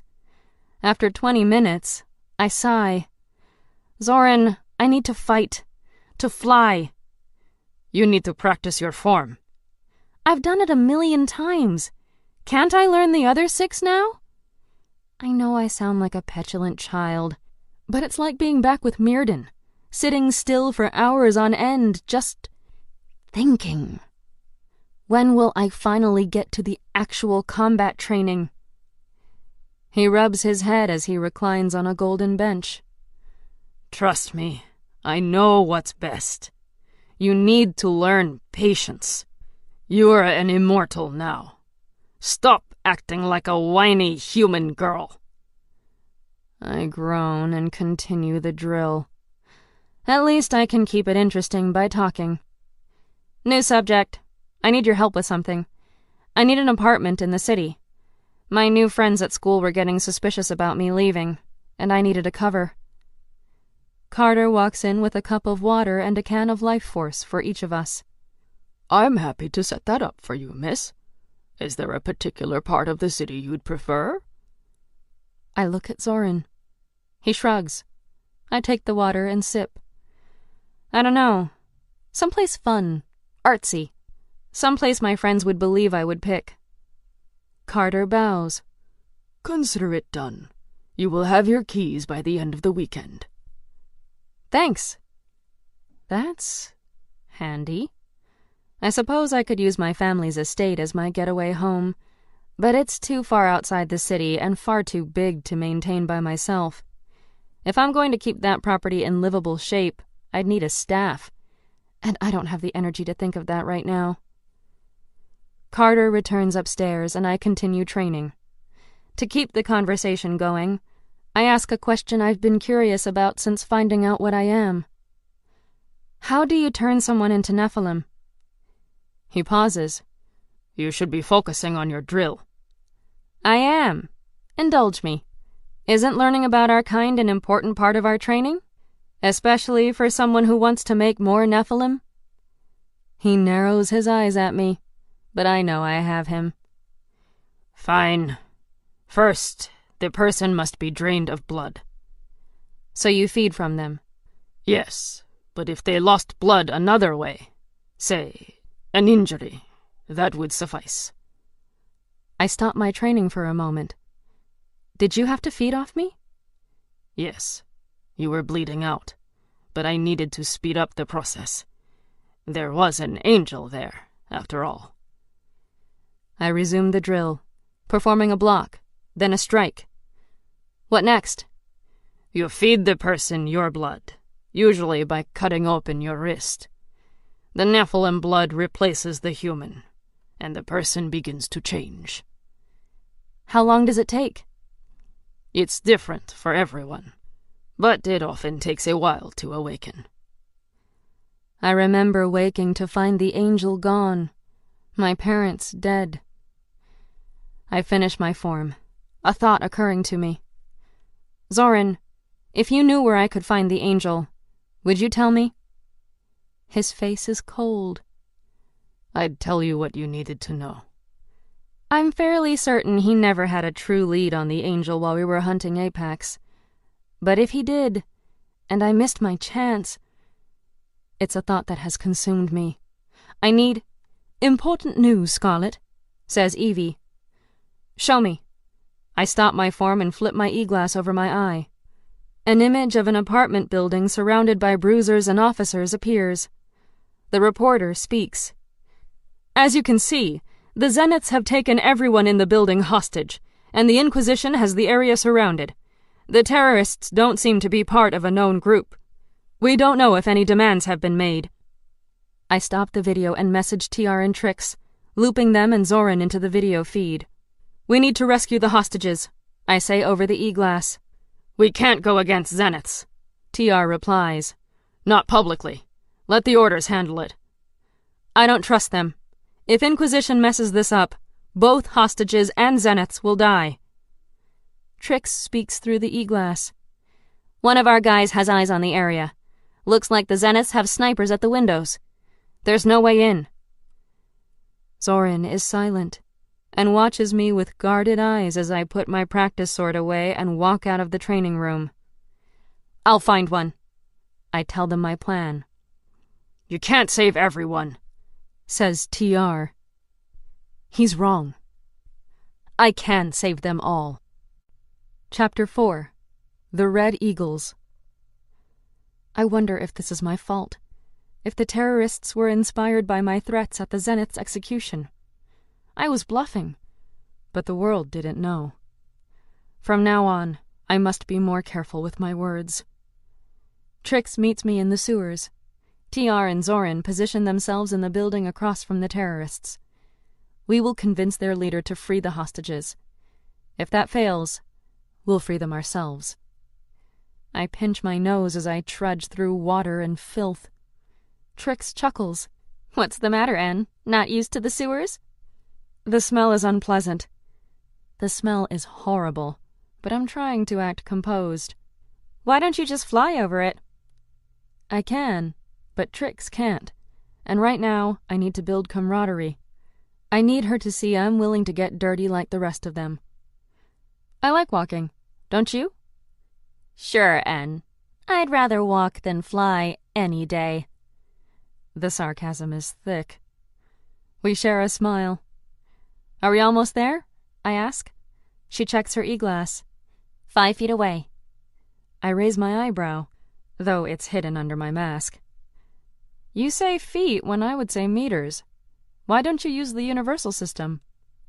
She shrugs. My mom and I worked on a lot of old vehicles, used a lot of old parts. 1/4-inch bolts, 12-foot tape measures. That's what I know. My family was... I debate how much to tell her. My family was modern. We were plebeian.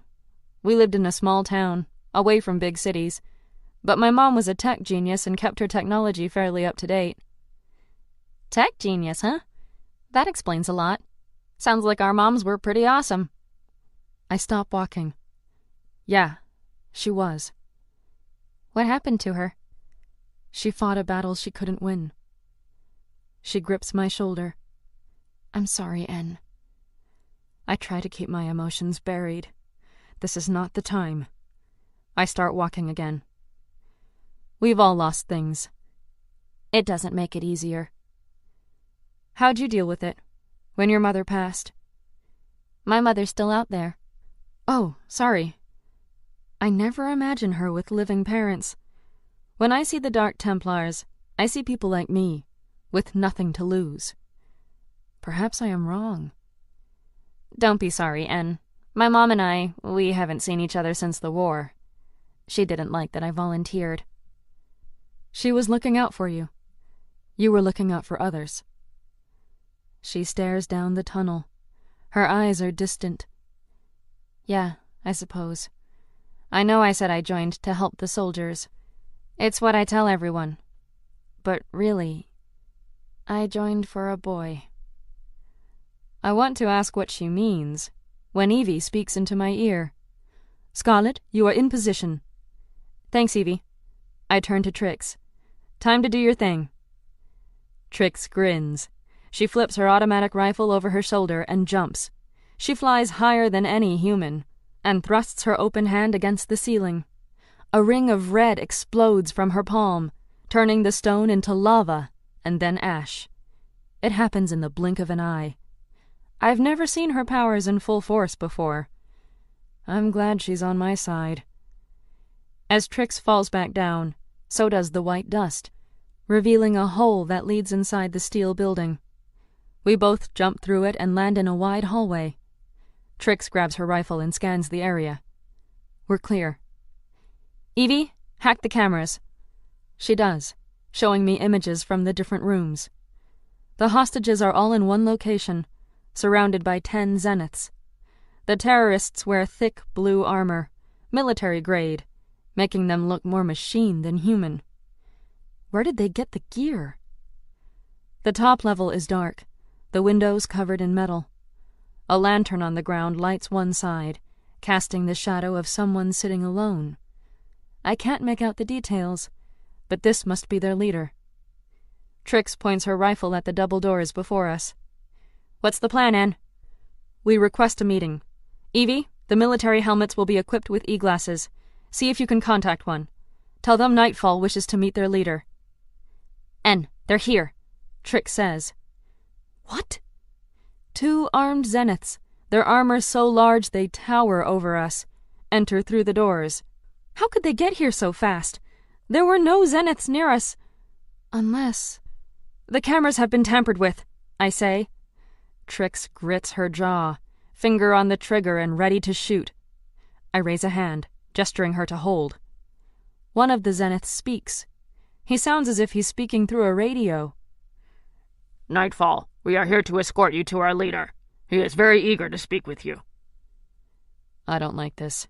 Someone is anticipating my actions. But I don't have a better plan. We have many things to discuss. The zenith tilts his gun at Trix. You must come alone.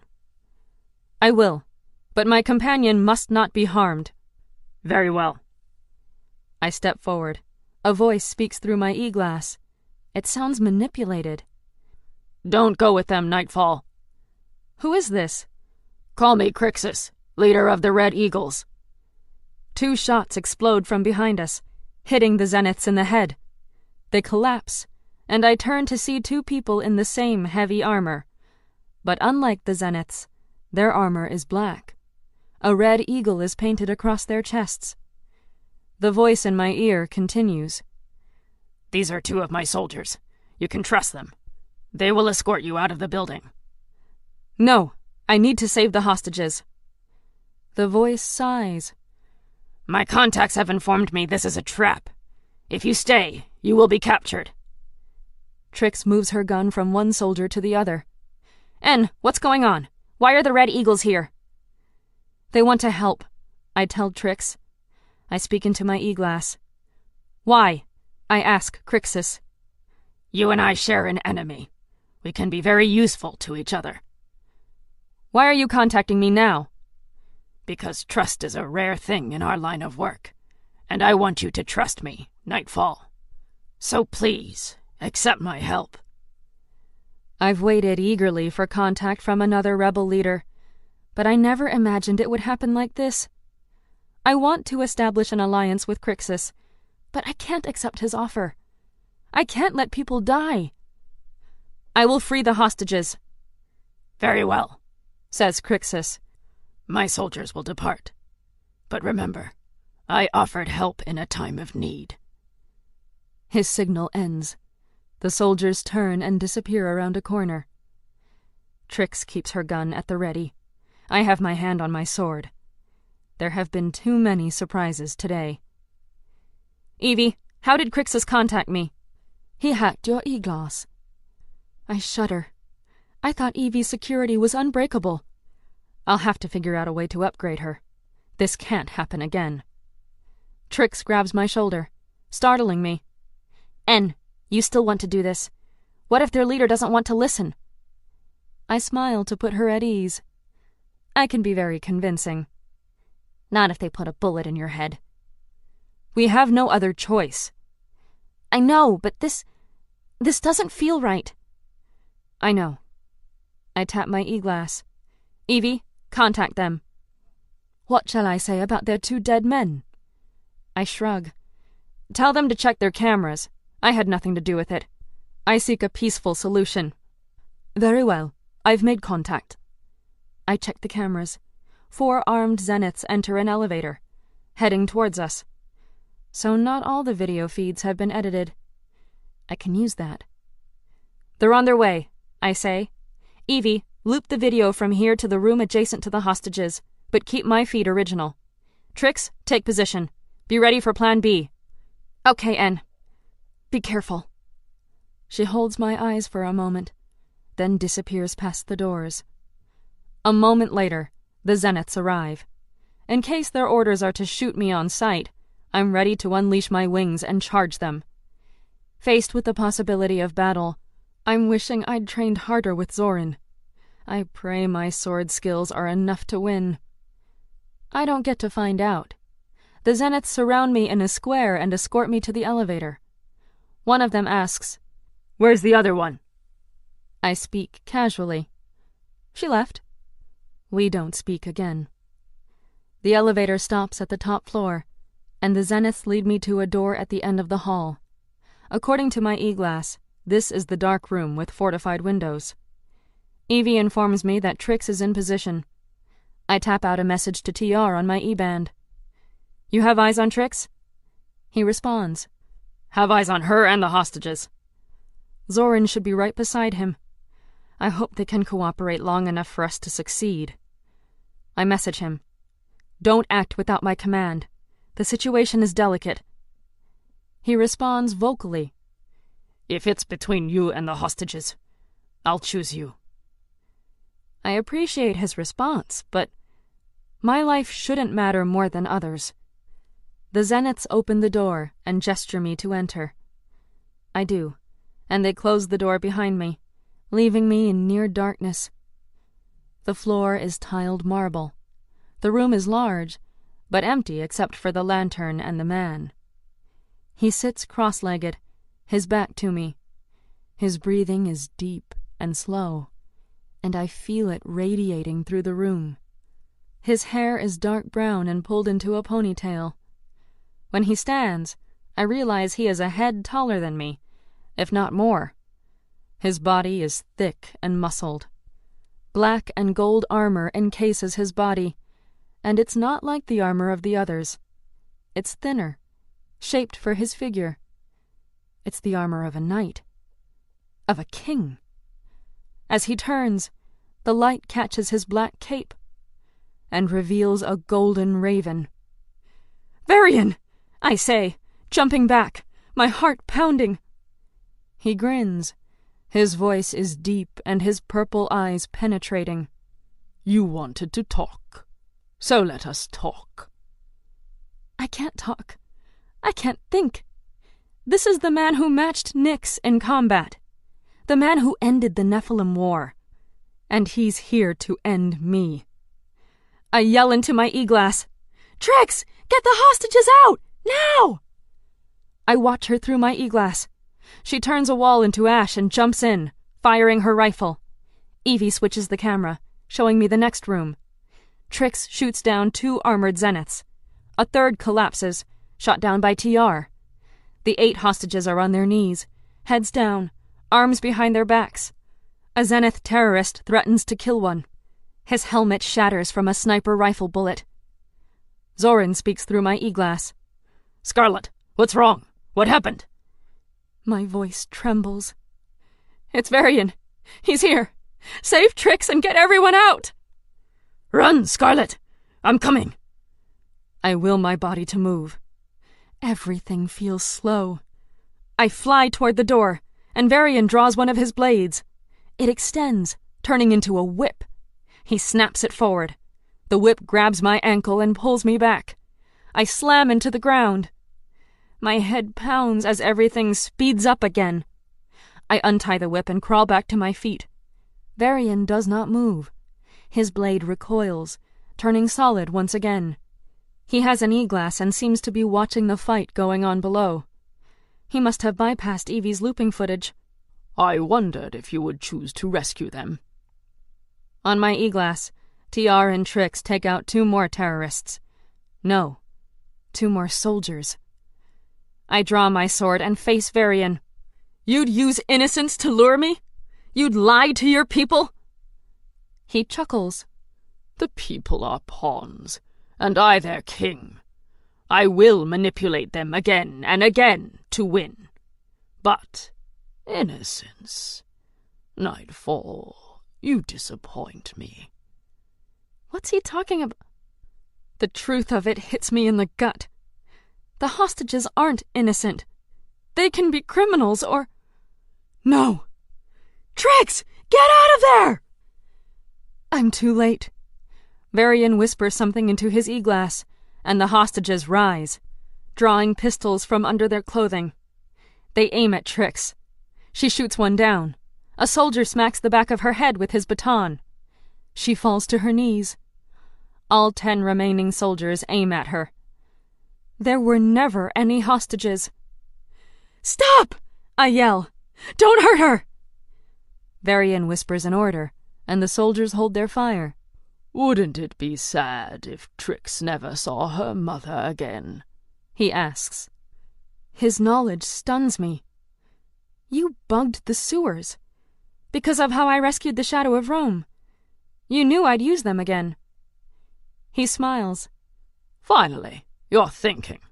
Tell me, what happens next?" My mind rushes through the possibilities. There's only one. I surrender. "That's it?" He shakes his head. "You are nothing compared to Nyx." His answer surprises me. He wanted a challenge, and I gave none.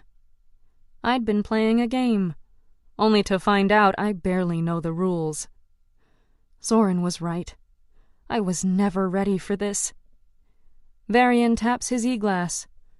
Execute the shadow of Rome on my command. No, please, I'll come with you. His voice is cold. You will come with me, and the shadow of Rome will die. TR pleads into my ear. Nightfall, you need to do something. You need to save her. I charge at Varian with my sword. He blocks me and knocks me back. I barely feel the blows, barely register them at all. He's so fast. I can't fight him. I drop to my knees. Please, let her go. Varian ignores me. On my e-glass, a soldier presses a gun to Trix's head. TR screams in my ear. We're here because of you, Nightfall. Do something! Do something! Something dark shatters through the glass. It hits the soldier, slamming him into the wall and away from Trix. The others try to fire at it. They cannot. The darkness glides through the room, cutting down soldier after soldier in an instant. The darkness is death. The darkness is Zoran. He saves Trix, because I asked him to. I smile, a tear running down my face. Varian sneers. He's here. He steps toward me. Let's see how long you last. I fly for the door out of instinct. His whip catches me again. I talk into the e-glass. Leave me! Leave me, or we're all dead! Varian stands over me. I can see his purple eyes. There's no ruthlessness, only calculation. He lifts his sword. I clutch the token of strife around my neck. I won't give up. I jump at him, trying to grab him, trying to use my powers. Varian's sword flashes in front of me and cuts off my hand. I collapse, frozen.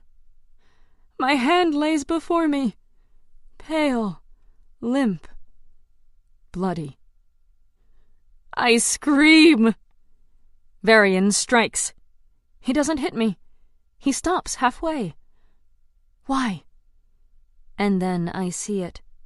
The ground below him is turning red.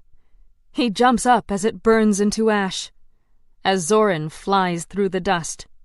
His dark sword crashes against Varian's blade. They land and dash across the room, never standing still, weaving around each other. Their battle looks simple, elegant, but I know it is a dance of death. My vision grows fuzzy. Zoran and Varian become blurs, black fighting against gold. Someone kneels before me. Trix. She notices my hand and gasps. I don't respond. She shakes me. En, we need to go. She's right. I stand up, leaning against her. We walk over to the barricaded window, and she uses her abilities to burn open a hole. En, you need to fly us out of here. My strength is fading, but I have enough. I unleash my wings. I grab Trix and step to the edge. But I can't leave. Zoran. He'll follow us. En, we need to go. Now! No. Varian and Zoran are matched. Zoran won't be able to escape. He'll fight until more soldiers arrive, and then he'll lose. I need to do something. Evie, hack into all the e-screens and networks. Play my conversation with Varian to the people. Loop it. Get it everywhere you can. I see 2 screens from where I stand. Both change to an image of Varian from my vantage point. The speakers boom through the city. You'd use innocence to lure me? You'd lie to your people? I ask in the video. Varian chuckles. There is no sympathy in his voice or on his cold face. The people are pawns, and I their king. I will manipulate them again and again to win. The video loops. People on the streets yell in protest. And Varian hesitates. It's only a split second, but it's enough. Zorin pulls away from the battle.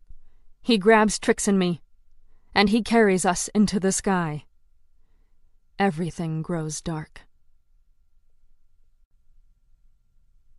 Chapter 5. King Varian. I awake on a soft bed in a dimly lit room. I'm dressed in a white linen gown. Someone removed my armor and changed my clothing. I shiver at the idea of a stranger's hands on me. But my mask is still on, so perhaps not a stranger. I'm at the cathedral. I came here when... My memories come rushing back and bile rises in my throat. I raise my hand. The hand Varian cut off. I cringe, expecting a bloody bandage. There is none. My hand is still there. I gasp, studying the lines of my palm, the length of my nails, rubbing my hands together again and again. It's mine, but it's not. It's missing the scar left by Apex the night he kidnapped my best friends. The scar that still itched from the poison that nearly killed me. The scar I made the orders leave when I went through my gen mod, as a reminder. I stare down at the perfect skin and wonder about that scar. About this hand that shouldn't be. It grew back, says Zorin. I hadn't noticed him, but he sits to my side, his eyes hazy. A tube runs from his wrist to mine. He's giving me blood. He is pale, more so than usual. His eyelids droop over his blue eyes, with sunken dark circles under them. His body is slack from exhaustion. I process these signs slowly as my mind wakes up. Zorin is giving me too much of his blood. It's costing him. I look back down at my new hand, still stunned. After Jax... I'm about to say after Jax cut my throat, but I can't. He didn't know I was Scarlet. He didn't mean to hurt me. After the Zenith's execution, my throat healed, but I didn't expect to regenerate an entire limb. Zorin smiles slightly. As long as you're alive and have blood, you will heal. I wonder how hard Nephilim are to kill. I feel rejuvenated. Not like someone who just lost her hand, just battled her most dangerous enemy and nearly died. Zorin, however, looks worse than ever. How long was I out for? I ask. 11 hours. I glance at the dark window, moonlight peeking through. And you've been giving me blood the whole time? My blood is the most effective. I tighten the clasp on the tube and remove the needle from my wrist. Zorin moves to stop me, but I easily push him away. He sighs, slumping in his golden chair. I pull the sheets off and stand, and I remember someone changed my clothes. I am in Zorin's bed, in his room. I raise an eyebrow at the tired Nephilim next to me. Perhaps he needed to check for wounds. But since I heal so well, perhaps he didn't. Thank you for the dress. I wanted you to be comfortable, he says, grinning. Part of me wants to smack him with his own pillow, but a larger part of me is grateful. I touch his hand, smiling. You saved my life. I expect him to smile in return, but he trembles. His eyes are hazy. I wasn't sure I could fight him. I wasn't... He begins to mumble. I look around. I've been in his room before, but haven't had need to rummage through it. His bed is large, ornate, like mine. The bedding is a dark blue, the wood in his room matching mahogany. Where do you keep your life force? Do you have any blood? Zorin doesn't answer. He's too far gone. I throw open the closets and pull the dresser drawers open, looking for anything that will help. I find clothes, journals, old books, memorabilia from times long since lost, but still no life force. I rush into his adjacent study. We have the same floor plan, it would seem, and in his desk I find what I need. I run back to him carrying as many cans of life force as I can hold. I hand one to him, but the can slips from his grasp. I feel my heart fluttering in panic. Zoran? Zoran? He still doesn't respond. I pick up the can, shaking so much it takes me 3 tries to open it, and help Zoran drink.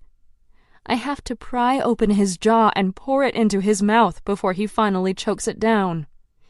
At first, it spills out, splashing on us both, and I wonder how much is even getting into him. But after a moment, he jerks, grabbing my wrist and pulling the drink closer as he swallows, drinking more deeply. He finishes the can and opens his eyes. I slump in relief and hand him another can, which he drinks just as quickly. By the 3rd can, he starts to look more like himself. He sets the can down and sits up. Thank you, Scarlet. I sit on the bed across from him so we are eye to eye. I wouldn't be here without you. I was careless. I'm used to going up against Ragathon, but Varian is different. He thinks like no one I've ever met. He outmaneuvered me at every turn. Not at the end, says Zoran. Hackers are still playing your video on the net. I got lucky. He could have killed me in an instant, but he didn't. He must have had to take me alive. I've never seen anyone fight like him. I meet his eyes. I've never seen anyone fight like you. He frowns, but only for a moment. I've had many teachers, and a long time to study. I'm sorry I haven't been a better student, I say, looking down as I recall my own impatience. I will practice what you tell me. I will work harder. Zoran clasps my shoulder, raising my chin to look at him. You will learn to fight, and one day, maybe you will even beat Varian. But remember, it is your wits that will win this war.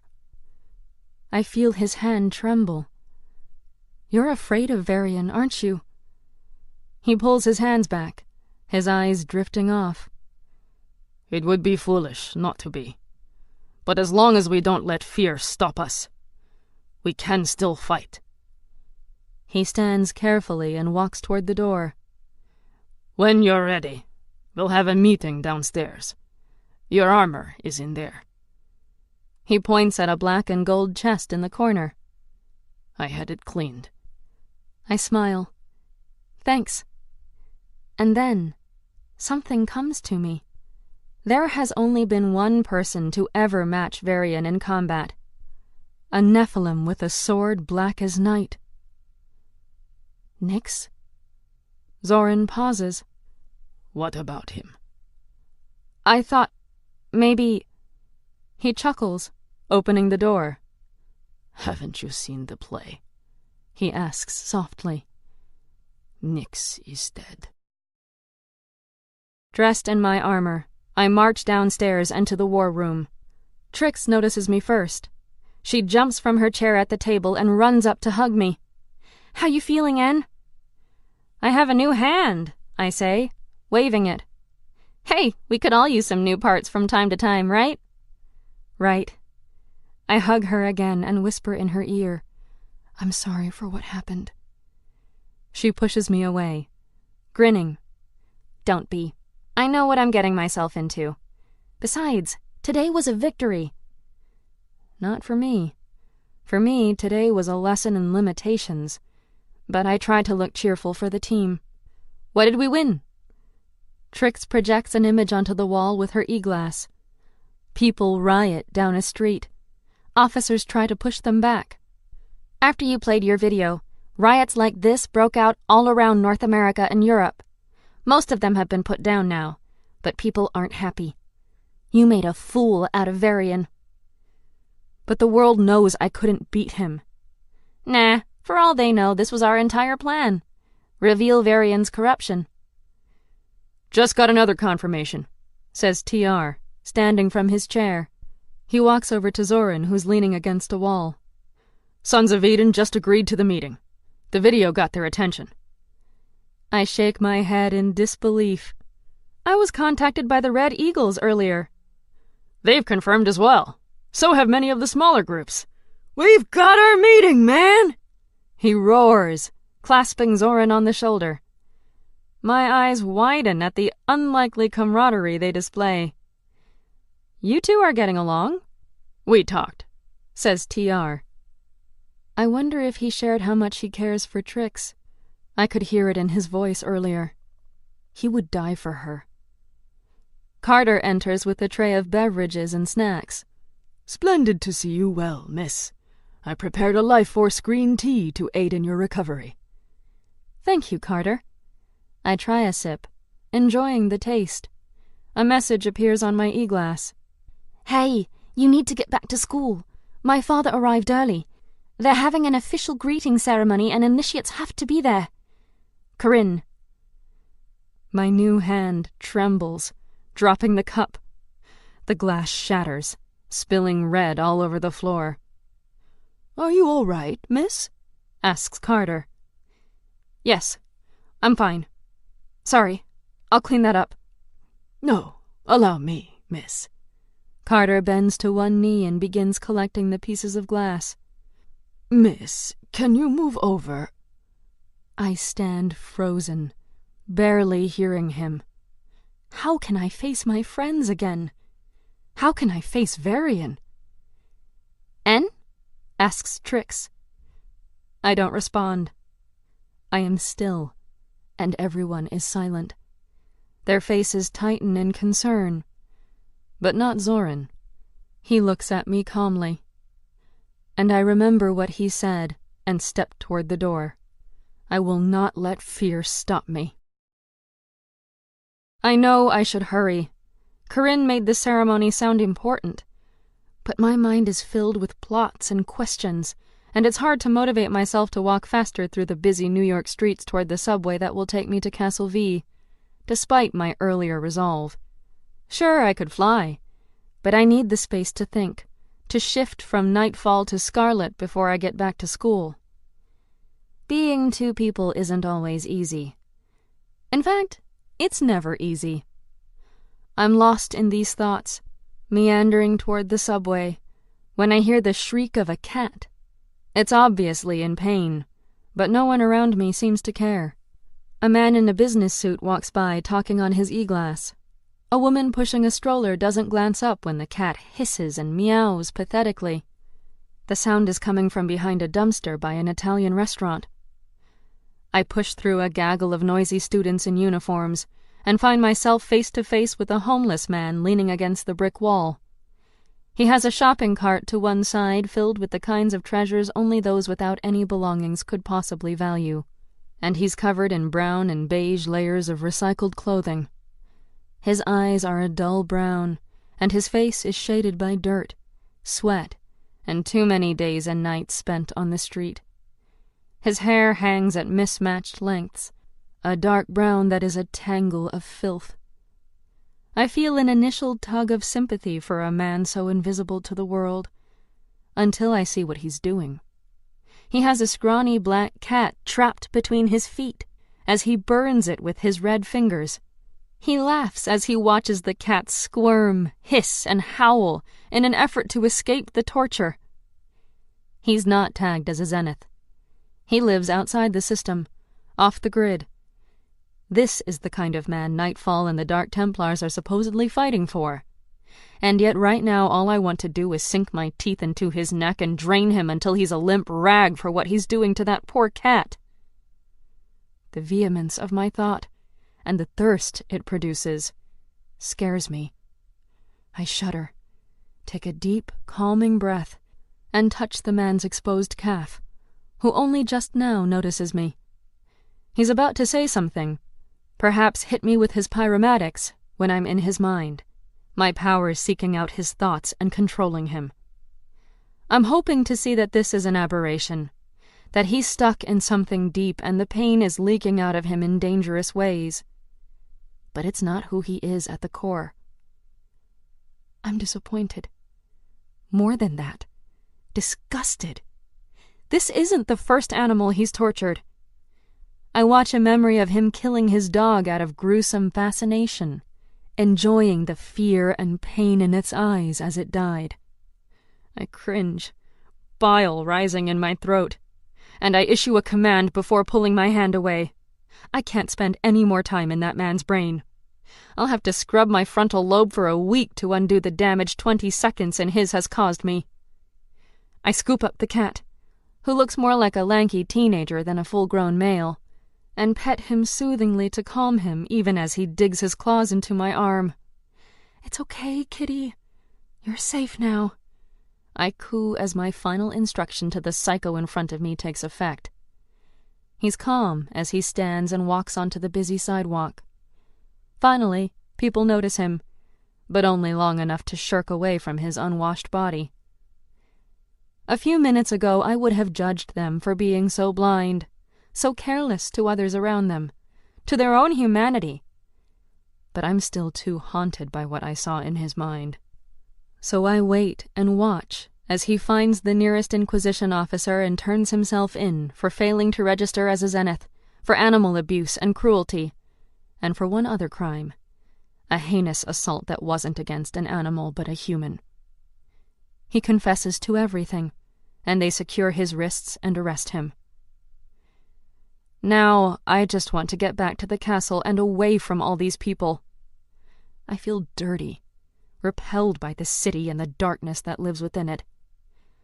I tuck the shivering cat under my coat and make fast time to the underwater subway that takes me from the city to the island of Vianney. While surrounded by flora and fish, I think about what just happened. How life isn't as black and white as I'd thought. And if I'm being honest with myself, it's not as black and white as I'd hoped. That would be too simple. But just because someone is oppressed doesn't make them good. And just because someone is part of the system, privileged even, that doesn't make them bad. It's just as Jack said before. Some kind of regulation is needed, because not everyone can be trusted with this kind of power. So what is Nightfall fighting for? Who is she? Who am I fighting for? I don't have the answers as I show my initiate ring to the guards at the Vianney subway exit and make my way through the small island town to the castle. I've had Evie turned off for a while, and I turn her on as I stop under a tree just inside the castle gates. I'm shaking, and, I realize, crying. I sink under the tree and listen to the messages Evie has for me. All from Corinne, telling me to hurry. I like my new roommate. She's sweet, kind, not evil. But that man in the city, he was evil. Or if evil doesn't exist, as some believe, then he's very, very broken. I'm petting the cat, who has calmed under my touch and is purring against my chest, when my grandfather walks up to me in his flowing chancellor robes, his hair groomed but still a wild halo of white, his long beard tamed into a braid that falls down his chest. He lowers himself to the ground to sit next to me. "Hello, Scarlet." "Hello." "You look deep in troubled thought," he says. I nod and tell him about the man torturing the cat. Zeniths are mistreated, and that needs to stop. It's not right. But they also mistreat others, and that's not right. Is there a way to protect the rights of one people without sacrificing the safety of another? I'm not actually expecting an answer, because I'm not sure one exists. But he responds. "People aren't perfect, but they need to be given a chance to better themselves, to live, to figure out where they fit in this giant cog of humanity." Right. So he doesn't really know the answer either. He reaches over to pet the cat, and the feline purrs louder. "Have you given him a name?" Not yet. How about Nox? I look down at the black cat with the big gold eyes. Latin for night? The Chancellor smiles. I'm glad to see you've learned your dead languages, but I'm not surprised. His eyes get a faraway look that I now recognize as him thinking about his daughter. Your mother always did have an ear for them. I want to ask more about her, but I don't think I can handle talking about that right now. Instead, I look down at the cat. Original. Naming a black cat Night. I like the night, he says. Sometimes we must work under the cloak of darkness to find the light. I'm about to respond to his nebulous comment when he pushes himself slowly off the ground and holds his hand out to me. Would you escort an old man to the ceremony? I'll likely enjoy it about as much as you, but we are expected to be there. And sometimes we have to play our part if we want our real work to matter. I let him help me up with one hand as I keep the cat secure in the other. Of course. Can we walk by my room first so I can drop Nox off and get my robes? He nods and walks by my side in silence. I set up a box with paper for the cat and grab my initiate robe, throwing it on over my regular clothes. I message Agatha, warning her of our new roommate and asking if she could bring him some food and water. With a stern warning to Nox not to pee on anything while I'm gone, we head to the procession, which is set to take place in the center of the courtyard. Students have already swarmed the courtyard, and the Grand Masters stand side by side on a raised semicircle platform made of stone, waiting to receive King Varian. Chancellor Forrester takes his place at their center, and I join the crowd, staying close enough to hear and see everything as I try to avoid being trampled by the excited throng of pats. The fall quarter hasn't started yet, so we aren't at capacity in the castle, but it sure feels like we are right now. I look around for familiar faces, for Corinne or Wit, but I don't see either of them. The drawbridge is decorated with bright flags, and trumpets blast from along the wall as the Chancellor clears his throat and speaks to the crowd. King Varian of the House of Ravens of Sapientia, Knight of the First Order of the Templars, we welcome you to Castle Viane.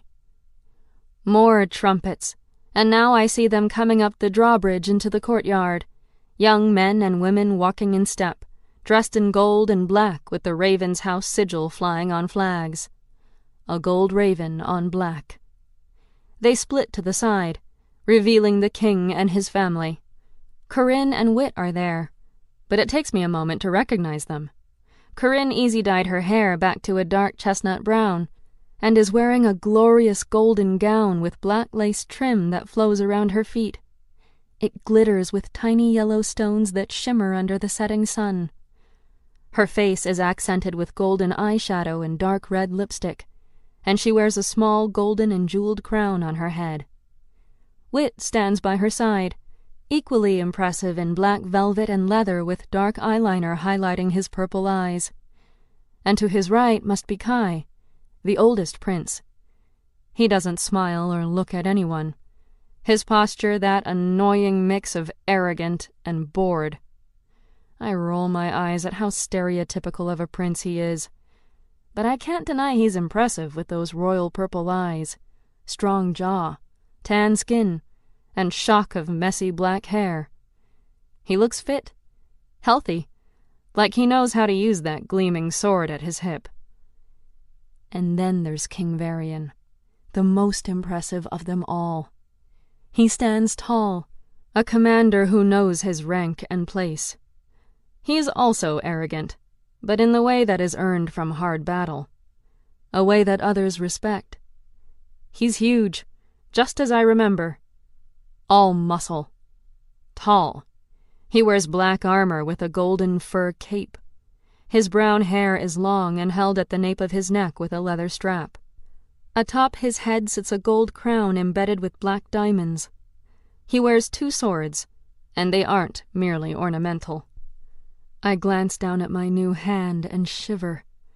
I know all too well how good he is with a blade.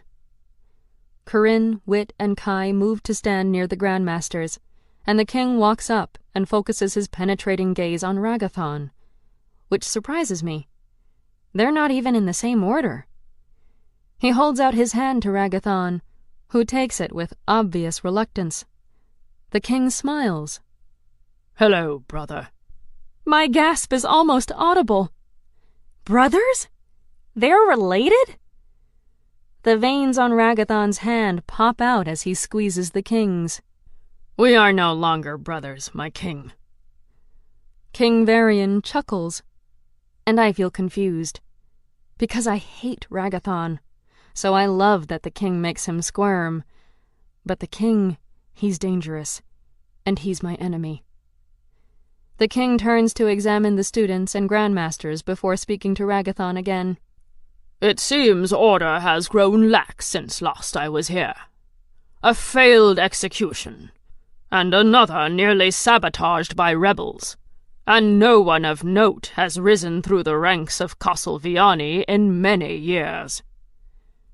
He turns his eyes to Jax, the Seeker, and Thane, who are all standing at attention by the Grandmasters.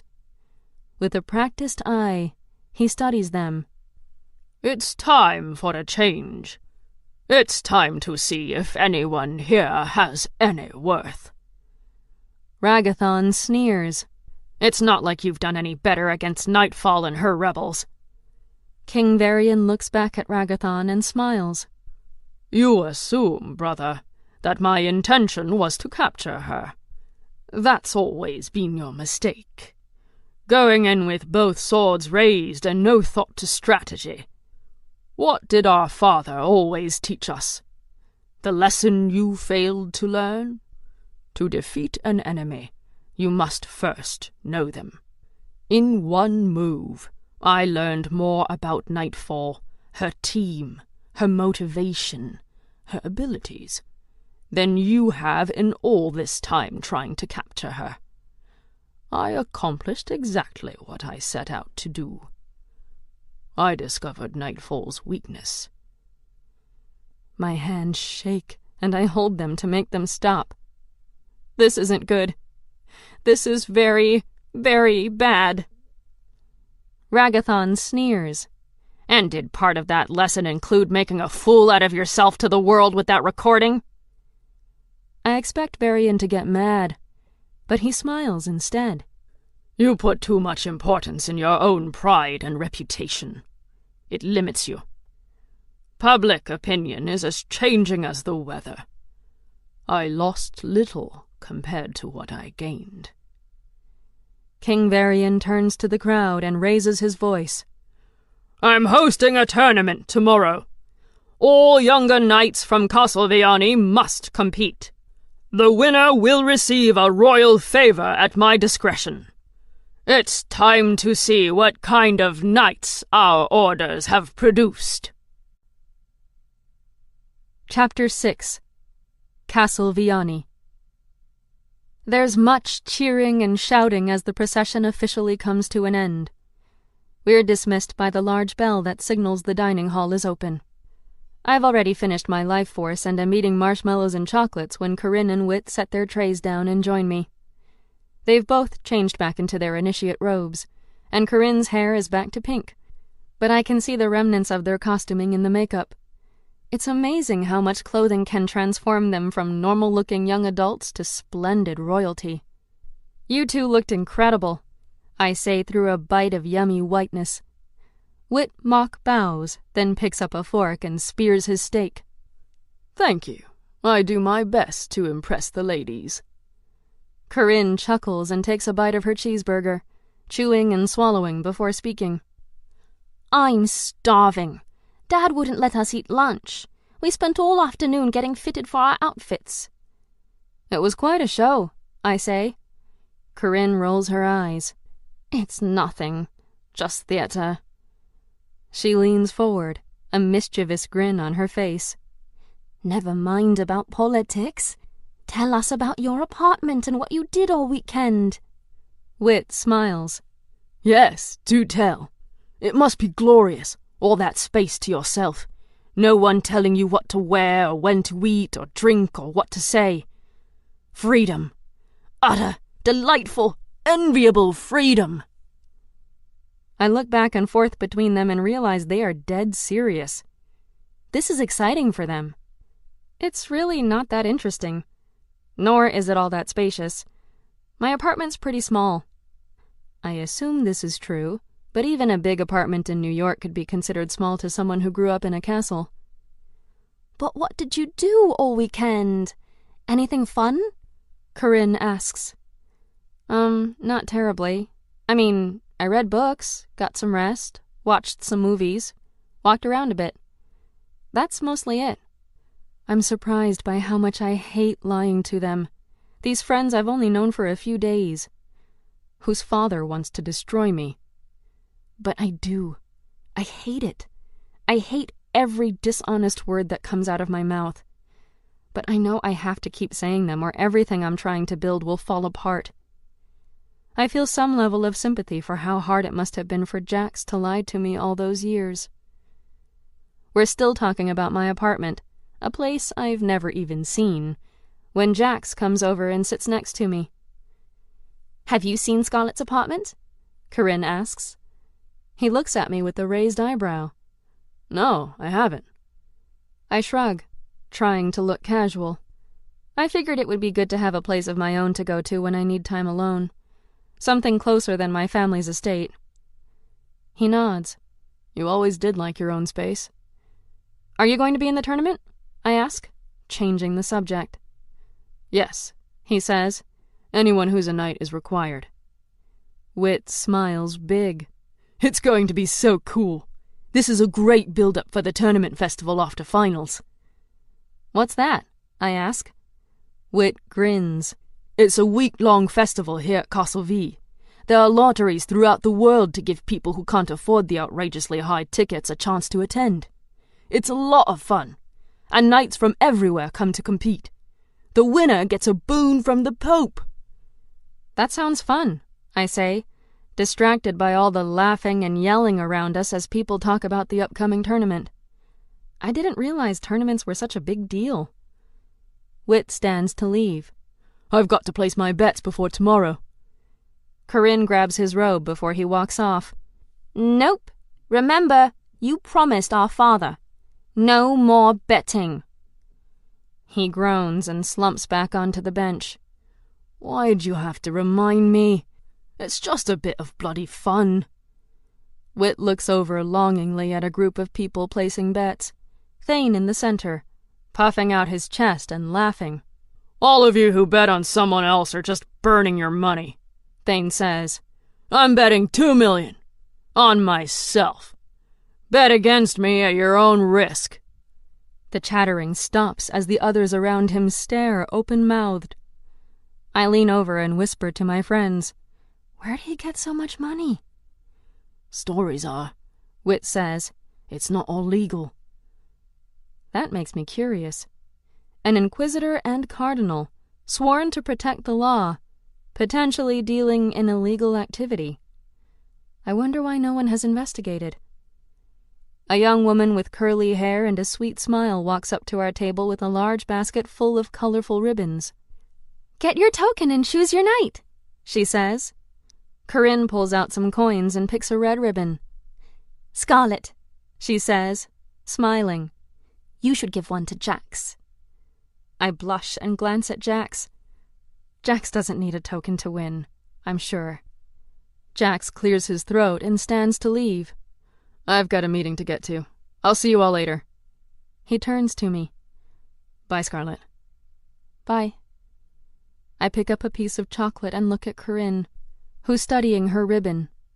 Who are you giving yours to? Wit nudges her shoulder. My guess is the Seeker.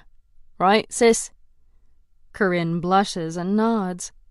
Wit continues his teasing. My sister has a crush on the knight. I don't blame her. Kira's stunning.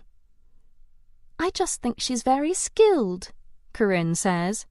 "And she's one of the highest-ranking female knights in her order. I admire that."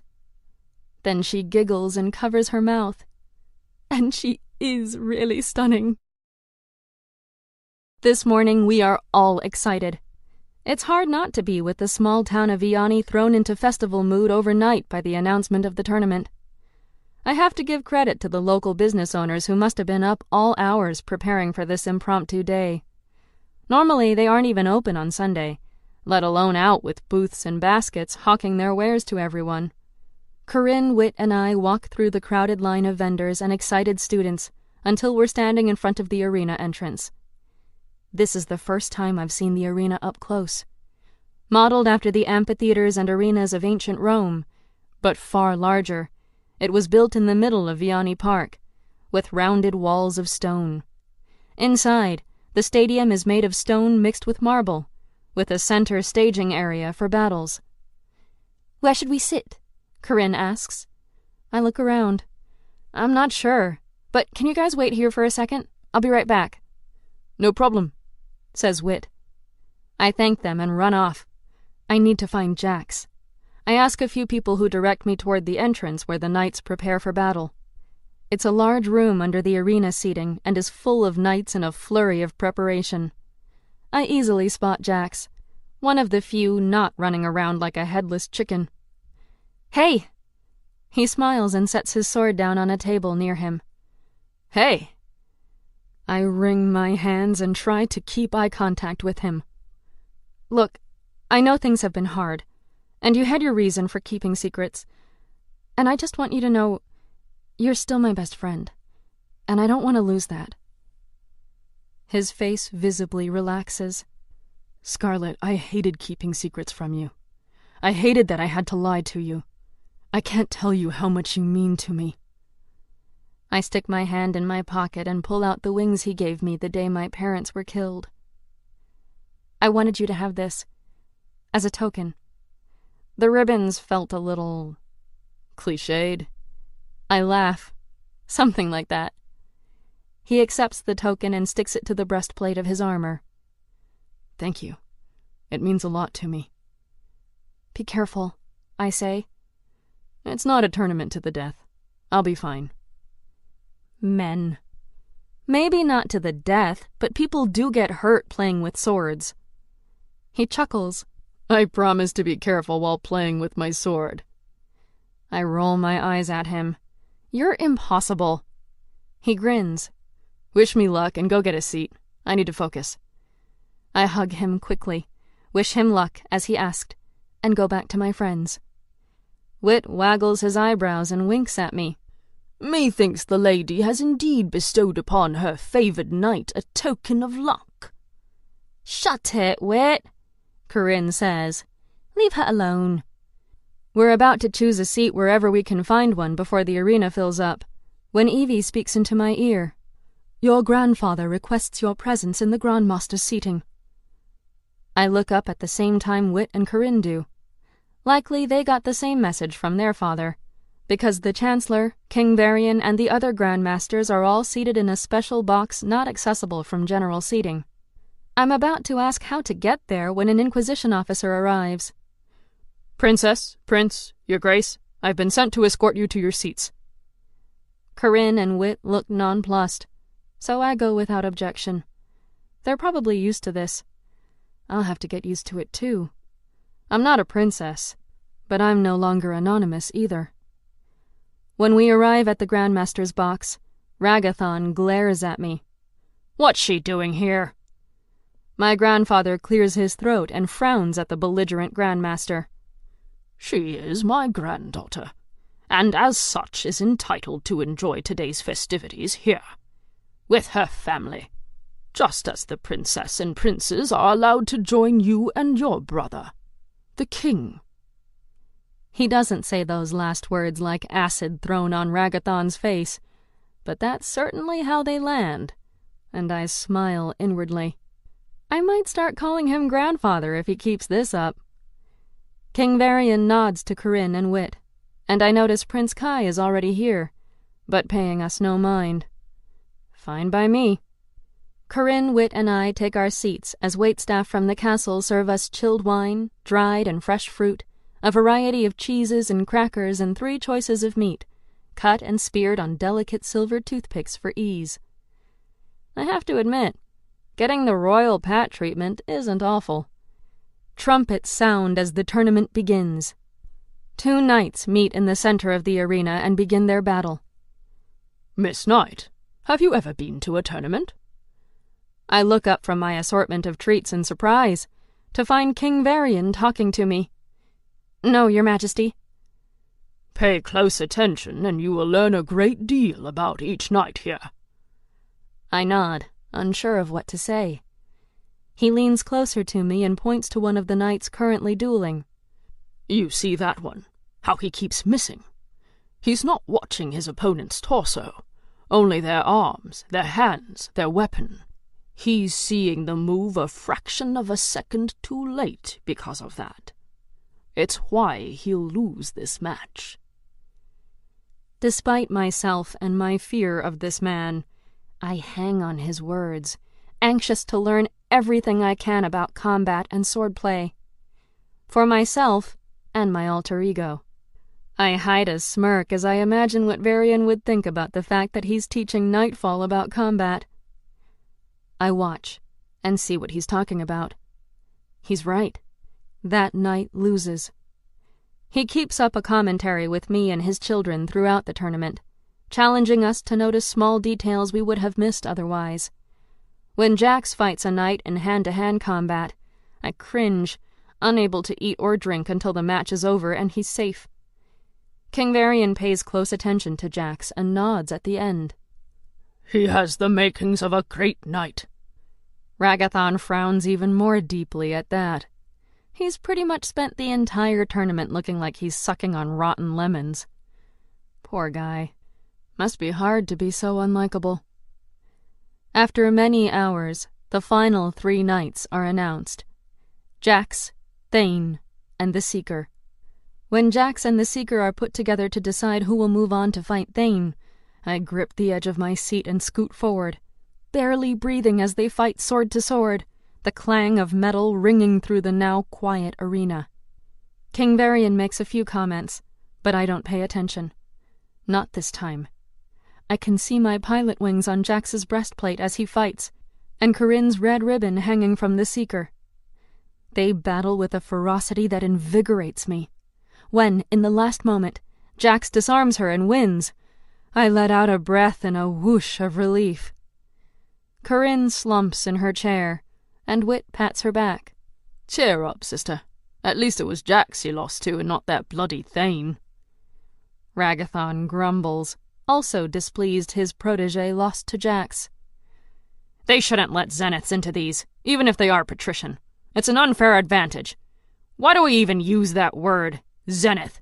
These people are not the pinnacle of humanity. They're the vermin." King Varian shakes his head and smiles the way you would at a child who keeps making the same silly mistake over and over. "When zeniths appeared, the people chose the word," the king explains. "And so we had a choice. To fight the public and make them wrong, thus giving them power, or to allow them the illusion of choice, as we slowly worked from within to make their choice work for us. Through subtle marketing and a very effective public perception campaign, we changed the meaning of the word zenith. They think they chose, but we control what they think and do about zeniths." He shakes his head at his brother. "But I wouldn't expect you to grasp the subtleties of mental warfare. If we did things your way, we'd just create a bunch of martyrs that would incite the people to revolt." It's remarkable how different King Varian and Ragathon are. Not just in looks, though that too. The king is broad-shouldered, muscular, rugged, with brown hair, a handsome face, and those purple eyes. Ragathon is hawk-nosed, with black hair and dark eyes. He must be using easy eyes to change their color. His natural eye color must be purple. He also lost his accent. He obviously hates his family and wants no association with them. I wonder what happened. More trumpets blare, and King Varian stands to congratulate everyone and announce the final 2 knights to do battle. Jax and Thane. There's no doubt who everyone is rooting for this round. Well, maybe everyone but Ragathon. I never can tell about his loyalties. It's a tough match. Turns out Thane isn't all talk. He actually knows what he's doing. I get a sick feeling in my stomach as the match goes longer than any of the others. I can tell Jax is getting tired, and I hope he has enough stamina to beat Thane. King Varian is watching intently. Was Jax ever punished for his crimes? For attacking Apex without orders? My heart stops. Jax did nothing wrong. Ragathon is fast to answer. No. Against my better judgment, the council chose to drop all charges. I suggested flaying and imprisonment. I can't keep my mouth shut at this.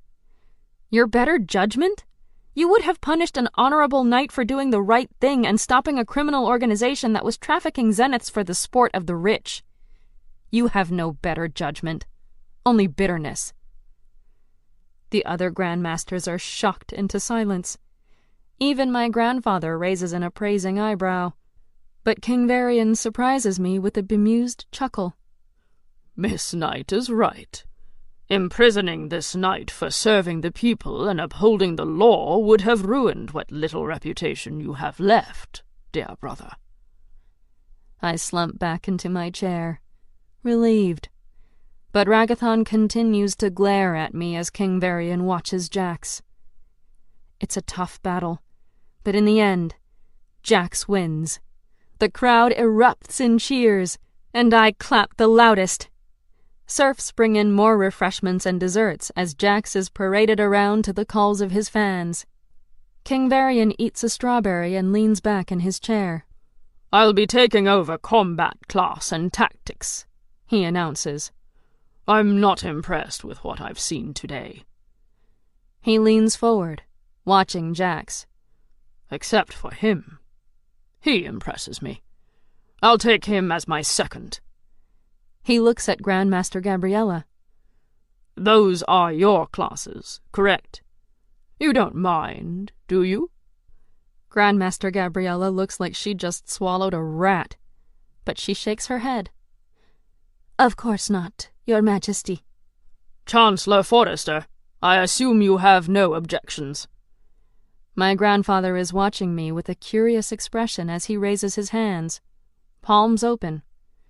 We are at your disposal, Your Majesty. The king smiles. Please, call me Master Varian. Here, I'm not king, just a teacher and a knight. The Chancellor nods. Very well, Master Varian. We are pleased to have you as part of the initiate training. They will learn a great deal from you. My grandfather strokes his beard. However, I understand your primary reason for being here is to apprehend Nightfall.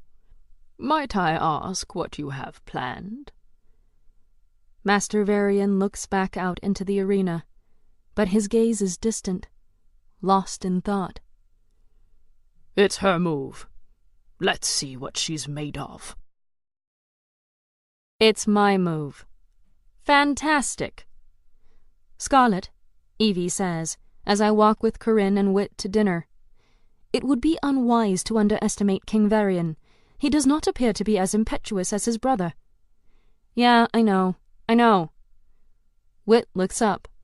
You know what? I tap my e-glass off. Nothing, just talking to my e-glass. He looks at me oddly, then shrugs. Cool.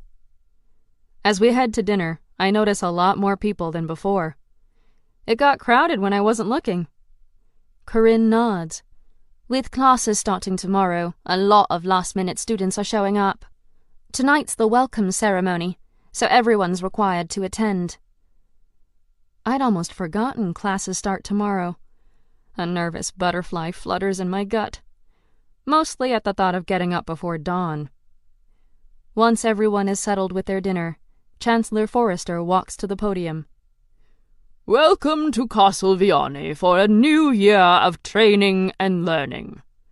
To our returning students who have been chosen by their orders, you are about to embark on a new path with even greater trials. To our new initiates, prepare yourself for the greatest challenge of your lives.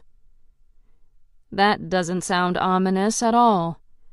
I look around and notice most everyone has stopped eating to listen, which is good. It means I don't have to fake eat anymore. You will learn more from your individual classes, but for now, allow me to introduce you to our curriculum. You are about to begin your 4-quarter training here at Castle Viane. You will have 2 classes from each order. However, each quarter does have a different focus, which dictates the nature of the trial.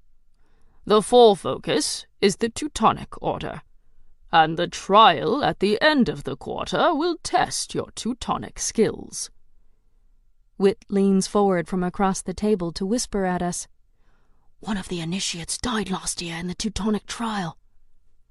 I look at him in surprise. What? Seriously? He nods. Seriously. That's crazy. How can they allow it? Wit shrugs. To become a knight in the old days, you had to fight in battle. Many died. In lieu of battles, they must provide dangerous challenges to weed out the weak. It makes sense, especially considering how close I came to dying during the initiate trials. It's cutthroat here. Literally. The Chancellor is still talking. As some of you know, these trials are not for the faint of heart. They are graded as pass or fail. You pass if you succeed at the mission in the time allotted. You fail if you take too long, or surrender, or die. Wit raises an eyebrow. See? The Chancellor continues. Many of you might have heard that these trials are dangerous. If you are not willing to take those risks, then the knighthood is not for you. He looks sternly at everyone before continuing. You must pass all 4 trials to be considered for knighthood. You must also work hard at your classes. You will be graded on a scale of 1 to 10 for each class, and your masters will determine who amongst you is exceptional. For those they deem worthy, they will give you boons to take with you in your trial. These boons could mean the difference between success and failure. Do not underestimate the importance of attending all of your classes and doing well. There goes my plan for ditching PT and sleeping in. Furthermore, your masters will be evaluating you throughout the year. They will be the ones to determine who amongst you is chosen for their order. A word of warning. You could pass all the trials, but if you do not impress a knight of standing, you will not be chosen for an order. I didn't know that. And by the reaction around the tables, many others didn't either. The Chancellor moves to the side as Master Varian joins him. I'd like to now introduce you to a new master at our school. King Varian of the House of Ravens, First Knight of the Templars, is honoring us with his experience and training. He will take over several classes and act as my second for the Templar seat on the council. Master Varian nods and takes the Chancellor's place behind the podium as my grandfather sits down. Thank you, Chancellor Forrester. I look forward to sharpening the future blades of our orders and making them battle-hardened. There grows a greater threat in our world than just Nephilim or unchecked zeniths. Now, we have powerful rebel groups forming, flexing their muscles, trying to rip control of our world out of the hands of the Church and the Orders. You are the next generation of knights who will be tasked with keeping order, with stopping these rebels and bringing peace to these lands. Are you ready?" As cheers fill the hall, I stare straight ahead, my heart pounding as I consider the cost of my double identity. Chapter 7. Grandfather. The sky is still dark. That's my second clue that it's entirely too early and I should still be in bed. My first clue was sleeping through Evie's alarm. Good thing my roommate is better at mornings than I am. Of course, Agatha also arrived before dawn with coffee for us both. I hope I thanked her in all my tiredness. I barely made it to physical training on time, but here I am, running an obstacle course at 5:45 in the morning, sweating through the morning chill. I can't use my Nephilim abilities to regulate my body temperature, because that requires the use of my wings. Instead, I strip off my black Castle V sweatshirt and tie it around my waist as I keep pace with Corinne and Whit. We're all dressed the same, in our workout pants and black shirts, all embossed with the Castle V logo. And everyone looks equally miserable. "I really don't think we should have to wake up before the sun. It should be a law," I complain as I duck under branches, jump over logs put as obstacles in the woods, and try not to trip in the dark. Of course, Mirrodin used to wake me up this early for training, but that was different. I wasn't leading a double life and living on almost no sleep back then. Ah, the good old days. Corinne looks over at me sympathetically, her hair blue this morning rather than pink. "It gets easier." I don't believe her, but I keep my mouth shut. I don't want to sound like the whiner I clearly am right now. Zoran will probably be thrilled to know I'll be working out so much. At least one of us will be happy. Whit's quieter than usual, and I nudge him as we turn a corner in the trail. "No witty banter to keep us distracted?" Corinne laughs. "You and my brother share the love of mornings," she says. "A kindred spirit," I say, giving Whit a small smile. He grins back at me. "The deep darkness of the night is where my soul thrives." Understood. I nearly trip over a rock in the path, but my reflexes are faster now, and I catch myself before I fall. That's a nice perk to all the changes I'm going through. Not to mention my level 1 Andronics mod. That feeling is short-lived. 3 guys from our class pass us, and the big one in front, who looks like a linebacker with a thick, meaty body and short dark hair, sticks his leg out to trip me. This time I do fall, scraping my knee on the rocky dirt. Whit and Corinne stop and help me up as the guy turns around and smiles. "Sorry about that. Hope you don't tell your grandpa on me." He turns and runs away before I can think of a good comeback. I stand, dust myself off, and we start running again after I assure my friends I'm fine. "What was that about?" I ask. Whit and Corinne exchange a look that I can tell means they know something I don't. "Come on, guys. Spill it." Corinne shrugs her shoulders. "She'll find out eventually," she says to Whit. I look to her and then to Whit. "Find out what?" Whit sighs. "That's Garen. He doesn't like you much." I can see that. But why? I've never even met him. Corinne answers. "He and his sister were scholarship students. They were on a waiting list, and they both got into the initiate trials. Until you showed up." I can tell this isn't going in a good direction. What did my showing up have to do with it? "The orders only accept a certain number of initiate prospects each year," Whit says. "There's a huge waiting list. Even though there are other schools that train knights, this school is the most elite. The best of the best train here. People from all over the world want in."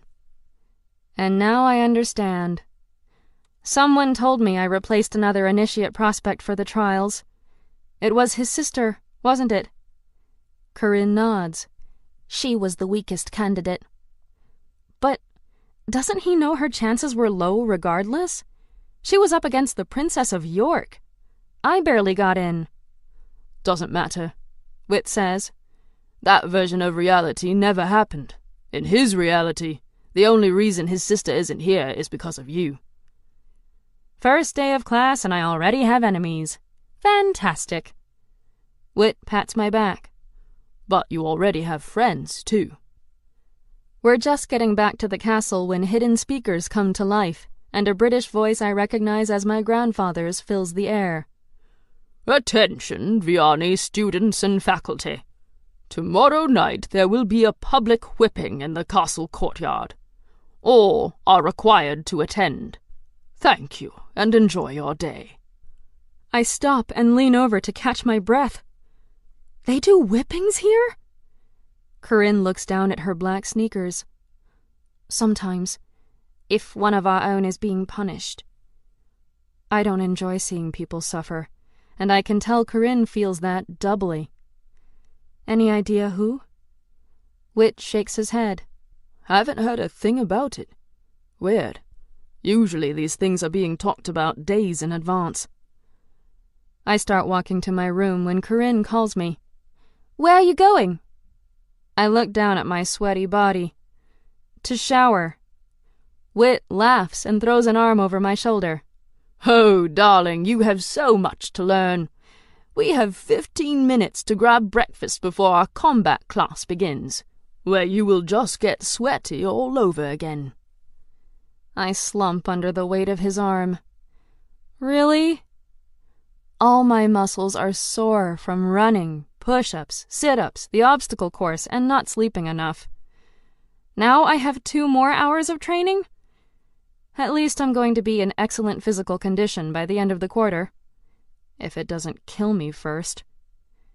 We make quick work of breakfast, with me begging off food in favor of Life Force and coffee.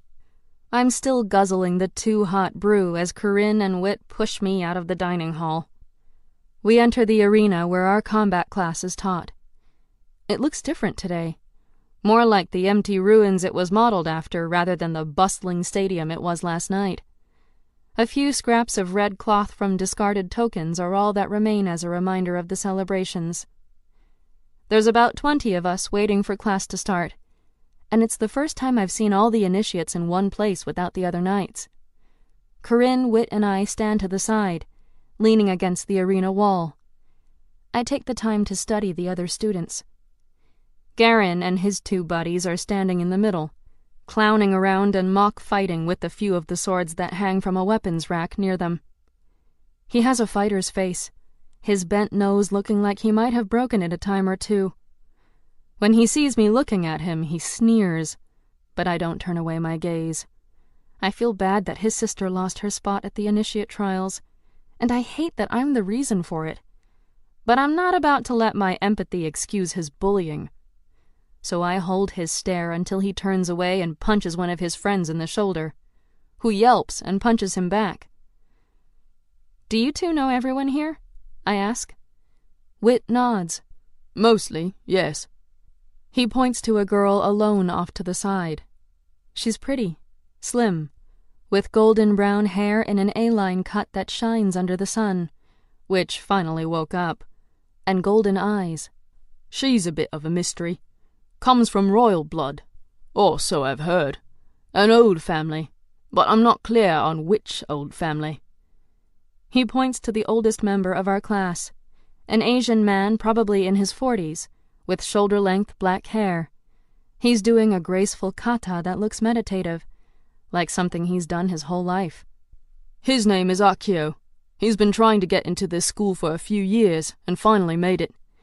He's not from a well-known family, but they are well-respected in Korea and very wealthy. I'm impressed. How do you know all this? Corinne snorts. He's a busybody. I resemble that remark. Wit quips with a grin.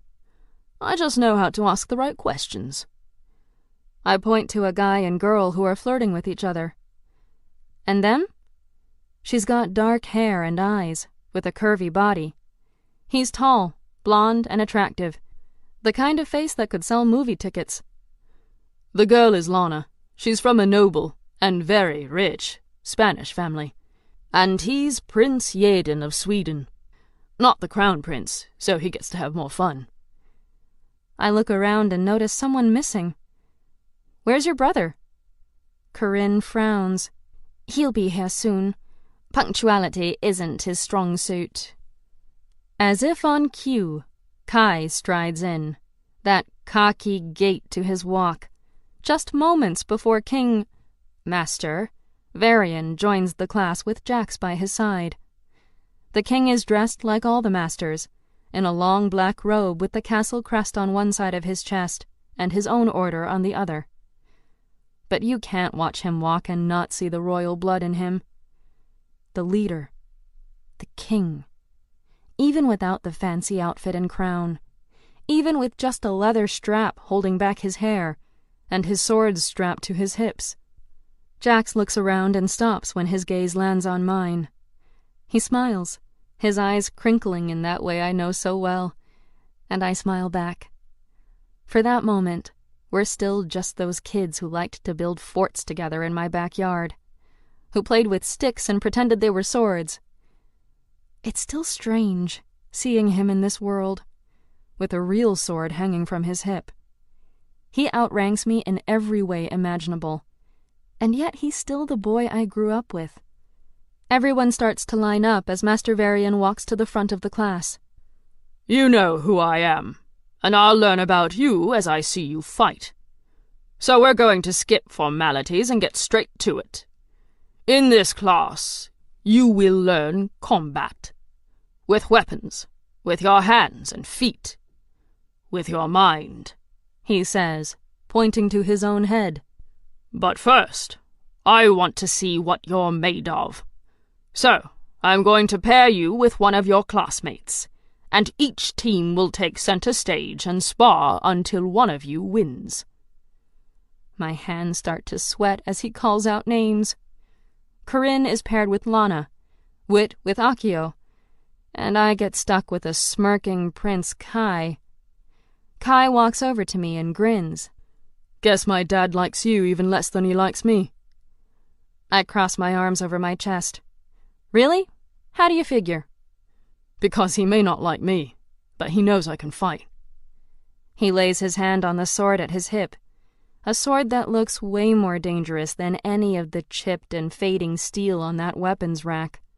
If he put you with me, he wants to see you fail. I wonder what you did to anger him. I shrug, unsure how to respond to that.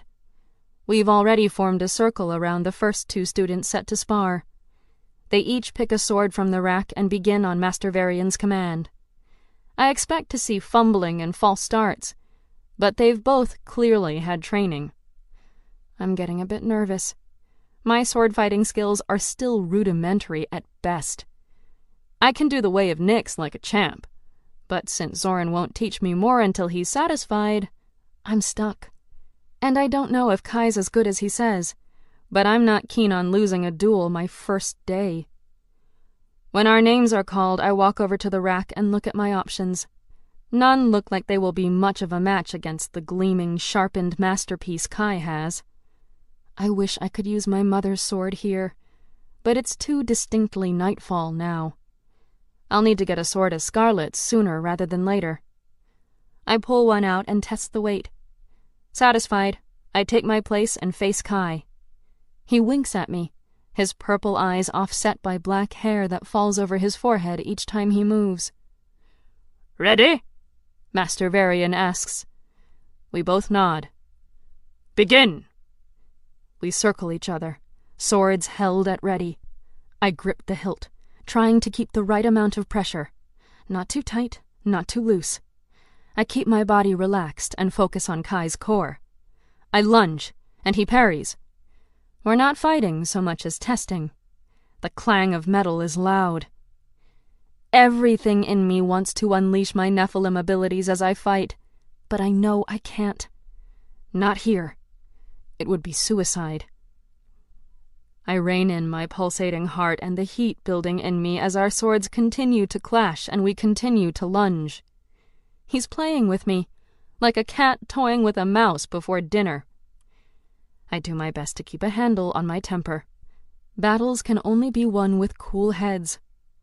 When Kai picks up his attack, getting more aggressive with each move, I have to keep up. I twist, move, my feet kicking up dirt as I block and thrust. But he's faster, better, his skills honed since childhood. He's getting too close. I'm losing balance, losing focus. I'm on the defensive. I can't lunge or attack. I can only keep him from cutting me. First one to draw blood wins. I will not lose. I use a move from the Way of Nyx, a move meant to regain the offensive when your opponent has you backed into a corner. With it, I push him forward and knock his sword from his hand.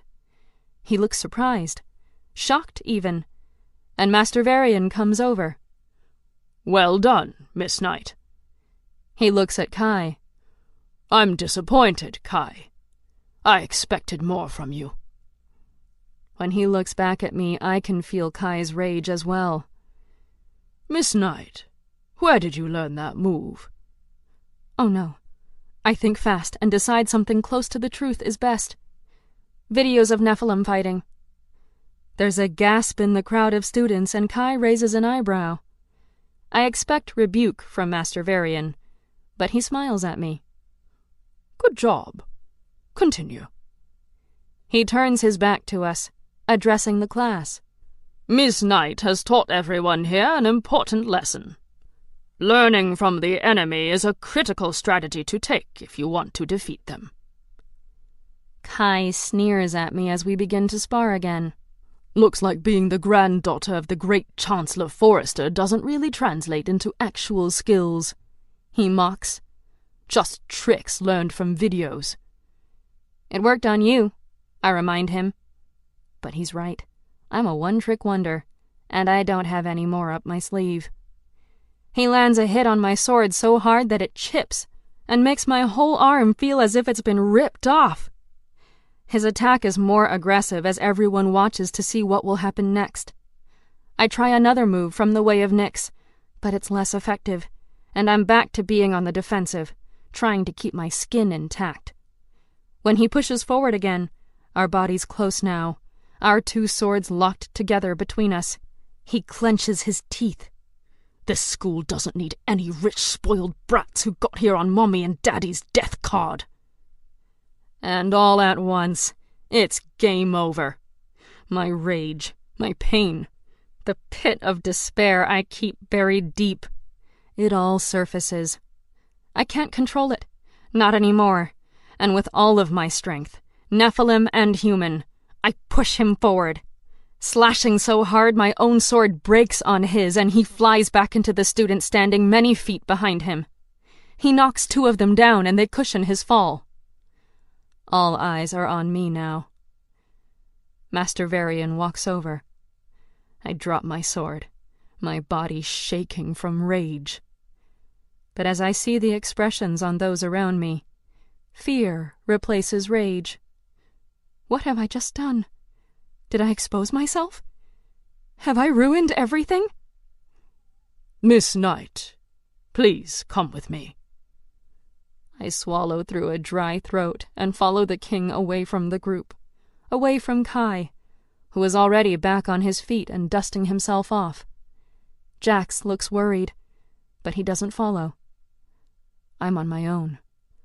When we reach the outside of the arena, Master Varian stops and turns to me.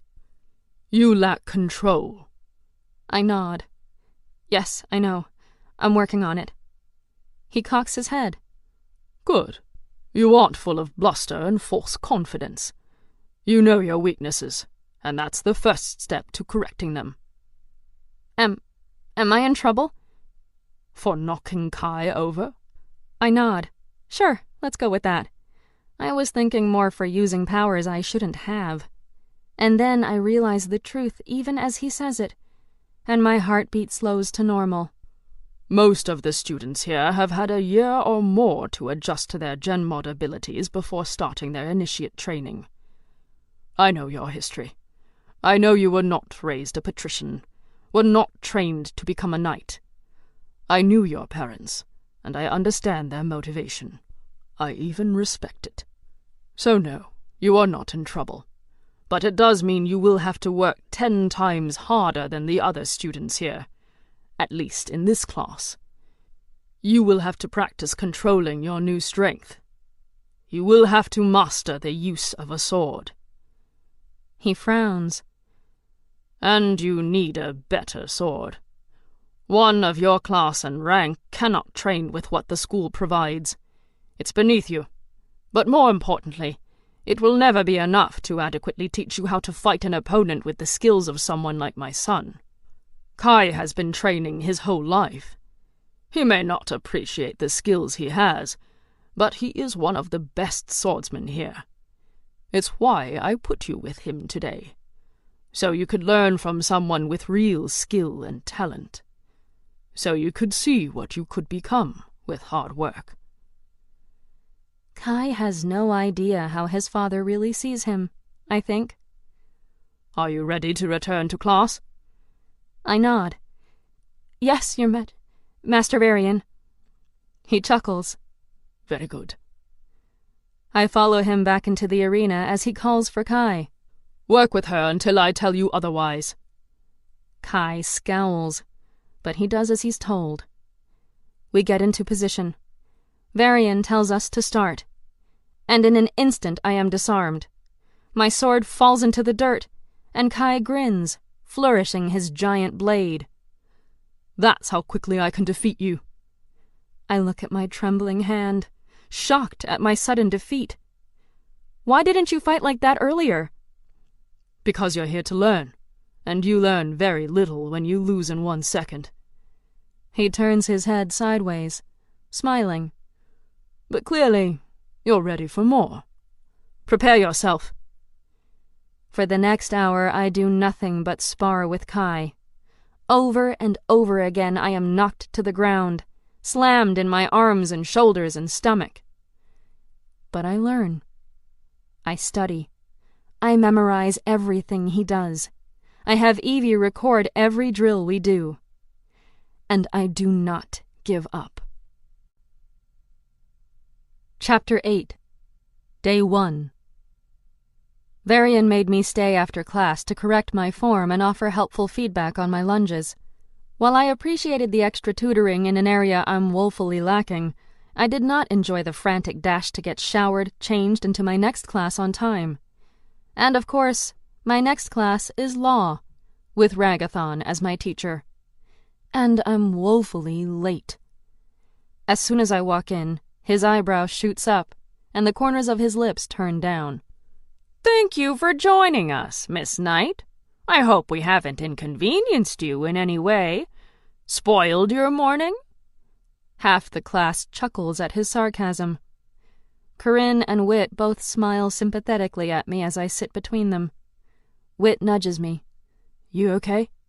I nod. What did my father want with you after class? I roll my eyes. More training. I sneak a glance at Kai, who's sitting across the class. He's staring at me, and doesn't break eye contact when he sees me looking. So I don't either. I try to read his eyes, to figure out what he's thinking, but Ragathon interrupts my thoughts by standing between us. Miss Knight, are we interrupting your daydreaming, or would you care to venture an answer to the question? I look up. Could you repeat it, please? Repeat it? Were you not sitting right here in the class? Snickers drift around the room, and Corinne points down at her notebook. She wrote, "Give an example of a law specifically created in response to Zenith abilities." The Standardized Registration Act was passed, I say, requiring Zeniths to register their class levels with the appropriate agency or face fines or imprisonment. Ragathon smirks. I should have known you would go for the most obvious. That law is known by children learning to talk. This is not grade school, Miss Knight. If you cannot manage to bring something more, I'm afraid you'll not fare well at Castle Viani. A voice from behind Ragathon interrupts him. Isn't that why we're here? To learn this stuff? Ragathon turns in surprise to face Kai. His face softens when he looks at his nephew. Of course, Kai. You are. but there is an expectation that you come with some semblance of knowledge before starting the classes." "I'm sure she does," Kai says in my defense. "But everyone has their own unique skills, right? So Scarlet may not know a lot about law, but she undoubtedly knows a lot about other subjects, given her family." Ragathon turns to face me with a look of subdued rage. "I'm sure she does, given her family." He walks to the front of the class and uses his e-glass to project a list of assignments on the board. "Write this down and complete the work before our next session. Class dismissed." He leaves the classroom while we're all still taking notes. I wonder if this was his original homework plan, or if it was tripled on my account. I want to thank Kai for sticking up for me, but when he passes us, he doesn't look happy. "Guess my dad likes you after all," he says. "I don't know what you mean." "Granddaughter of the Chancellor gets special privileges, it seems. He doesn't offer one-on-one training to just anyone." "Cut it out, Kai," Wit says. "Like the son of a king doesn't get special privilege." He throws his backpack over his shoulder. "Being Varian's son hasn't exactly been a privilege for me." I'm over this. I stand, books in hand, and lean toward him. "At least you still have a father." I leave as Corinne and Wit scramble to catch up. They flank me on each side. Corinne shakes her head, a sad look on her face. "Try not to take it personally, though I'll definitely smack him for that. Our father is a fair man, but he's also a hard man, and he's always been especially hard on Kai. It's hurt him. When we came to Castelviani, Kai only agreed to come for 2 reasons: to watch out for us, and to get away from our father." "Looks like he failed on that count," I say, feeling a small tinge of pity for him as we head to lunch. "But he needs to grow up and stop acting like he's the only one who's been hurt by life." I'm completely in my element for our espionage class. Finally, I don't feel like the black sheep in the group. My grandfather is teaching the class, and he asks us all to pull out our tablets. Mine looks beat up and old, but it has a faster processing speed and more customization than anything on the market, even at Castle V. I built it myself, so I would know. I smile up at him as I wait for our instructions. I'm beginning to see the pattern of our first day of school. Introduce us to our subject by giving us an impossible task and seeing how we do. So far, I haven't done well. That's about to change. My grandfather leans on his staff as he speaks to the class. "In espionage, you have to know how to access the enemy's information to use to your advantage. In today's world, that often means hacking into top-secret files. This afternoon, we're going to pretend Castelviani is the enemy." This gets a few chuckles, but my stomach flips a little as I remember that Castle V is Nightfall's enemy. "I want you to hack into the main frame of our library. It's got firewalls you won't even know are there, and I don't expect any of you to succeed. In fact, if you do, we may have to fire someone today." More chuckles. "But I want to see how creative you can be in problem-solving," he continues, "so I know what we need to work on." He uses his e-glass to set a timer. "You have until the end of class. Go!" I turn on my tablet, and as soon as it comes to life, I go to work, my fingers flying over the keypad. I've already hacked into the infirmary database when I was looking for my test results, so I know what kind of firewalls Castle V uses. They're good. Maybe great. But they aren't a challenge for me. I hear Wit curse under his breath, and I know he's not alone in his struggles. I wish I could help, but I'm hyper-focused on my task. It doesn't take me long to locate what I need in the mainframe. I use a special program I designed last year to unravel the passcodes and sneak past the secondary firewalls that are supposed to be hidden. There's a third layer I was also expecting, and it proves more difficult, but not insurmountable. I focus for another few minutes, brain and fingers working in sync like a machine.